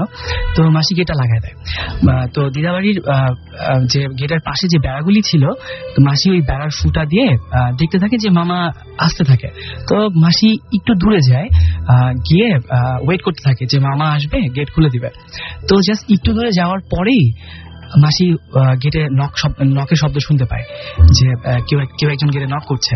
তো মাসি তাড়াহুড়ো করে যায় যে মামা আসছে, গেট খুলে দিতে হবে। যখন মাসি গেট খুলে দেয় তখনই ঘটে ভয়ঙ্কর ঘটনাটা। মাসি গেট খুলে দেওয়ার পরে দেখে কেউই নাই। জাস্ট ওই মুহূর্তে একটা দমকা বাতাস মাসির মুখের উপর দিয়ে বয়ে যায়। এটাই ছিল মাসির ঘটনা রাসেল ভাই। আর আরেকটা ঘটনা মাসি কিছুদিন আগে আমায় বলে, সেই ঘটনাটা মাসির কিছুদিন আগে যে ছেলেটা হয়েছে তাকে নিয়ে। রাসেল ভাই, ঘটনাটা এমন ছিল যে একদিন রাত্রে হুট করে যে ছেলেটা হয়েছে তার হচ্ছে যে সে অনেক জোরে জোরে কান্নাকাটি করতে থাকে, রাত্রেবেলা থেকে শুরু হয়। আসলে ভাই কান্নাকাটিটা এত বেশি ব্যাপক ছিল যে সারা রাত সে কান্নাকাটি করে। আমার দিদা তখন মাসি বাসায় ছিল। তো ভোর পর্যন্ত সে কান্নাকাটি করতে থাকে। ভোর হলেই মাসি মেজোকে জানায় যে কাউকে ডেকে নিয়ে আসার জন্য। তো ওই পাড়ায় একজন মৌলভী সাহেব ছিলেন, তাকে ডেকে নিয়ে আসা হয় একটু ঝেড়ে দেওয়ার জন্য। তো মৌলভী সাহেব আসেন, মৌলভী সাহেব এসে একটা কথা বলেন যে হচ্ছে আমি ওকে একটু ফু দিয়ে যাচ্ছি আর একটা তাবিজ দিয়ে যাচ্ছি, এই তাবিজটা যেন ওর কাছ থেকে আলাদা না হয়। তো এরকমই ভাবে থাকতে থাকে। তো তাবিজ দেওয়ার কিছুক্ষণ পরেই রাসেল ভাই তার কান্না একদম বন্ধ হয়ে যায়। সন্ধ্যার দিক সে ঠিক থাকে, সন্ধ্যার দিক শুরু হয় ঘটনা। সন্ধ্যার দিক রাসেল ভাই আবার সে চিৎকার করে তার কান্না শুরু হয়। মাসি প্রথম যে জিনিসটা লক্ষ্য করে, রাসেল ভাই মাসি দেখে যে পিচিটার হাতে সে তাবিজটা নাই। তাবিজটা অনেক জায়গায় খুঁজেছে রাসেল ভাই, কিন্তু কোথাও তাবিজটা খুঁজে পায় নাই। রাসেল ভাই আবার মৌলভী সাহেবকে ডেকে নিয়ে আসা হয়। মৌলভী সাহেব বলেন যে জিনিসটা ওকে ধরেছে সেই জিনিসটা একটু বেশি শক্তিশালী, তাই হচ্ছে হয়তো তার কোনো কারণেই অথবা তার শক্তিতেই তাবিজটা কোথাও পড়ে গেছে। আসলে এরকম ছিল ব্যাপারটা। তারপরে মৌলভী সাহেব জানার আর কি যে আমি বাসার 4 কোনায় হচ্ছে তাবিজ পুঁতি দিয়ে যান, তারপরে আর কোনো সমস্যা হয়নি। ওকে, থ্যাংক ইউ সো মাচ। আমরা চলে যাচ্ছি আমাদের পরবর্তী গেস্টের কাছে, এবং আপনার নামটা আরেকবার সবাইকে বলবেন এবং আপনার ঘটনাটা শোনাবেন সবাইকে প্লিজ। আমি সুব্রত ঘোষ, ইস্টার্ন ইউনিভার্সিটি থেকে আসছি। রাসেল ভাই আবার ধন্যবাদ আপনাকে আমাকে কিছু বলার সুযোগ দেওয়ার। Most welcome. আমি এখন যে ঘটনাটা বলবো, ঘটনাটা আমার নিজের সাথে ঘটে যাওয়া অসংখ্য ঘটনার ভিতরে একটা ঘটনা। ঘটনাটা ঘটে 2011 সালের রোজার ঈদের পরে। তা আমি রোজার বন্ধতে আমি বাড়িতে যাই। তা বাড়ি থেকে রোজার পরে আমি রওনা করব, তখন আমি বাসে উঠি বাড়ি থেকে 5 থেকে 6 কিলোমিটার দূরে একটা বাস স্ট্যান্ড থেকে। তো ওইখানে যাওয়ার আমার গাড়ির বাসের সময় ছিল রাত 8টা। তা আমার বাবার বাইক আছে, বাবা বলছে যে বাইকে করে উনি আমাকে পৌঁছায় দিয়ে আসবেন। তো আমরা 7:30টার দিকে রওনা করি। তো বাবা তখন বললেন যে আচ্ছা তুমি অনেকদিন পরে আসছো, তুমি বাইকটা চালাও। তা তখন বৃষ্টি হয়েছিল, একটু ঠান্ডা ঠান্ডা ভাব হচ্ছে। তা আমি বাইকটা চালাইতে চালাইতে রাস্তার মাঝে একটা বড় বট গাছ আছে। তো ওই বট গাছের অনেক কথা আমি শুনছি, তো আমার অনেক ভয় লাগছে। তো আমি যখন বট গাছটা পার হয়ে যাই তখন আমার ভিতরে একটা ভয় কাজ করে, এবং তখন আমি একটা জিনিস লক্ষ্য করি। জিনিসটা হচ্ছে যে আমার পাশে একটা বাইক হাই স্পিডে এসে এবং আমার সাথে একই সাথে তাল মিলাই চলতে শুরু করছে। আমি একবার ঘাড় ফিরাইতে গেলে আমার বাবা পিছ থেকে আমাকে জোরে জাপটা ধরে বলে তুমি সোজা সামনের দিকে চালাবা। আমি তারপরও না শুনে আমি ডাইনে তাকাই, দেখি যে 2টা লোক যারা বাইকে ছিলেন তাদের একজনেরও মাথা নাই এবং তারা পুরা কালো ড্রেস পরা। আমি দেখে আমি আর কিছু বুঝতে পারতেছি না। আমি আরো জোরে বাইকটা স্পিডে চালাচ্ছি এবং দেখলাম যে পাশ থেকে কিচ্ছু নাই। এইবার আমি আরেকটা জিনিস ফেস করতে যাচ্ছি। জিনিসটা হচ্ছে আমি স্পিডে চালাচ্ছি, আমার বাবা বলতেছে তোমার চালানো হচ্ছে না, কিন্তু আমি বাবাকে বলতে পারতেছি না যে আমি কি দেখছি। এবং আরেকটা জিনিস আমি লক্ষ্য করতে থাকি যে একটা বাইকে 2 জন থাকলে যে স্পিডে চলবে, কিন্তু 4 জন থাকলে কিন্তু সেই স্পিডে চলবে না। আমার মনে হচ্ছে আমার বাইকে 2 জনের ব্যতীত 4 জন আছি আমরা, আমার স্পিডটা কমে যাচ্ছে। তখন আমি পিছ থেকে দেখার চেষ্টা করি, আমার বাবা বাধা দেয়। তারপর আমি আবার দেখার চেষ্টা করি, আমি যেটা দেখি সেটা খুবই খারাপ। সেটা হচ্ছে কি আমরা বাইকে 2 জন নাই, আমরা বাইকে 3 জন হয়ে গেছি। আমার পিছনে যে আছে তার আমি ডান পাশে ডানাটা আমি দেখতে পাই, এবং আমি আর কিছু না ভেবে আমি মনে করি যে আমার কোনোভাবেই যাইতে হবে। এবং আমি অনেক বাধা সত্ত্বেও, অনেক খারাপ লাগা সত্ত্বেও আমি স্ট্যান্ডে পৌঁছাই। ওই রাত্রে আমি যখন ঢাকায় ফিরি তখন আমার রাত্রে ভিতরে ঘুম হয় নাই, যে একটা জিনিস ভেবে যে আমার সাথে কি ছিল। এটা আমি এখনো বুঝতে পারি নাই যে আমার সাথে কি ঘটছিল সেদিন। আসলে এই ছিল আমার ঘটনা। ওকে, থ্যাংক ইউ সো মাচ। আপনাকে আপনার ঘটনার জন্য অনেক অনেক ধন্যবাদ। অপু সাহা আমাদের SMS করেছেন রাজশাহী থেকে, এবং তিনি ভূত FM শুনছেন এবং এনজয় করছেন, এবং আমাদেরকে SMS করেছেন এছাড়াও আশরাফুল উত্তরা থেকে। আজকে প্রথম তিনি প্রোগ্রাম শুনছেন, খুব ভালো লাগছে। ওয়েলকাম টু ভূত FM, এবং আশা করছি এখন থেকে রেগুলার পেয়ে যাবেন। নূর আমাদের SMS করেছেন যে আচ্ছা, তিনি বলছেন যে SMS আমাদের পড়া হয় না কেন। এছাড়া আমাদের SMS করেছেন দেখতে পাচ্ছি প্রহর মোহাম্মদপুর থেকে, এবং এছাড়া আমাদের SMS করেছেন রাত্রি কিশোরগঞ্জ থেকে। আমাদেরকে স্বপন খান SMS করেছেন আমাদেরকে বকুল। এছাড়াও মিল্টন নরসিংদী দাসপাড়া থেকে আমাদের SMS করেছেন আলমগীর, আমাদের SMS করেছেন আলমগীর কাউসার মাহমুদ আমাদের SMS করেছেন আমাদেরকে নীলমবতী SMS করেছেন, নীলমবতী চাকমা মিরপুর থেকে। এছাড়া আমাদেরকে সানাম এবং শিফাত SMS করেছেন আমাদেরকে। এছাড়াও নুসরাত নারিন্দা থেকে। এবং আমাদেরকে SMS করেছেন ফারাজ এবং জাসিয়া আজিমপুর থেকে, আমাদেরকে কবির SMS করেছেন আমাদেরকে রুনি তেজগাঁও থেকে, রিহাত আমাদের SMS করেছেন আমাদেরকে রিপা ধানমন্ডি থেকে, এবং আমাদেরকে SMS করেছেন মোহাম্মদ রনি বিক্রমপুর থেকে, হামিন আমাদের বরিশাল থেকে SMS করেছেন, শাহরিয়া আমাদের SMS করেছেন, শাহরিয়া নাফিস আমাদের SMS করেছেন মিরপুর 6 থেকে, এছাড়াও প্রদীপ আমাদের SMS করেছেন আমাদেরকে জয়ন্ত রাজশাহী থেকে, এছাড়াও আমাদেরকে দেখতে পাচ্ছি যে SMS করেছেন ইমরান, এছাড়াও জুবায়েদ SMS করেছেন আমাদেরকে, এছাড়াও দেখতে পাচ্ছি আরো অনেকেই, বাট আজকের হাতে সময় নেই আমাদের নতুন কোনো ঘটনা শোনাবার মতন। এবং আমরা চাইবো যে এরপর থেকে আপনারা যারা আমাদের সাথে এতক্ষণ পর্যন্ত ছিলেন তাদেরকে অনেক ধন্যবাদ, এবং এরপর থেকে আমরা চাইবো যে আপনারা শুধুমাত্র আপনাদের ঘটনাই নয়, আপনাদের ফ্যামিলির এরকম অনেকেই থাকেন যারা অনেক ভালোভাবে বলতে পারেন, তাদেরকেও আপনারা ইন্সপায়ার করুন আমাদের এখানে এসে ঘটনা শোনানোর জন্য। এবং আমরা চাই যে আমাদের শুধুমাত্র আপনারাই না, আপনাদের যারা সিনিয়ররা রয়েছেন তারাও এসে আমাদের সাথে যোগ দিন এবং তাদের ঘটনা শোনান। যারা মাঝে মাঝে যখন দেখেছি যে সিনিয়ররা এসেছেন তখন আপনারা অনেক অনেক বেশি আনন্দ পেয়েছেন ঘটনা শুনে, তো সেটা চাইবো। আমাদের অ্যাড্রেসটি কিন্তু লিখে নিতে হবে একবার, যদি ভুলে যান সেই সম্ভাবনা থাকে তাহলে অ্যাড্রেসটি লিখে নিন, লিখে ফেলুন bhootfm@radiofurti.fm, which is BHOOTFM@radioforti.fm। আর সেই সাথে আগামী সপ্তাহে আরো নতুন নতুন ঘটনা পাওয়ার অপেক্ষায় থাকলাম। দেশের বাইরে যারা যেখানে আছেন সেখান থেকে বিভিন্ন ঘটনা আমাদের পাঠিয়ে দিন আমাদের ইমেল অ্যাড্রেসে, এবং আপনার জীবনের সেরা ঘটনাগুলো পাঠিয়ে দিবেন, সেটাই আশা করব। আগামী সপ্তাহে আবারও ফিরে আসবো। আগামী সপ্তাহে তো আমাদের শেষ ভূত এফএম এই বছরের, সো সেখানে আপনাদের সবাইকে অগ্রিম আমন্ত্রণ রইল আপনাদের সবার জন্য। আগামী সপ্তাহে আবারও কথা হবে ভূত এফএম। সেই পর্যন্ত সবাই ভালো থাকবেন, সুস্থ থাকবেন, সুন্দর থাকবেন, মোস্ট ইম্পর্টেন্টলি ফুর্তিতে থাকবেন। আর সেই সাথে জানিয়ে দিই যে ভূত এফএম শেষ হয়ে যাচ্ছে, বাট রাতের বেলায় ফুর্তির প্লেলিস্ট জুড়ে থাকছে আপনার দারুণ দারুণ সব গান। সুতরাং স্টে টিউনড রেডিও ফুর্তি এন্ড ডোন্ট স্টপ দ্য ফুর্তি। আজকের মতো এখানেই শেষ করছি। আমি রাসেল এবং মাসুম, টাটা।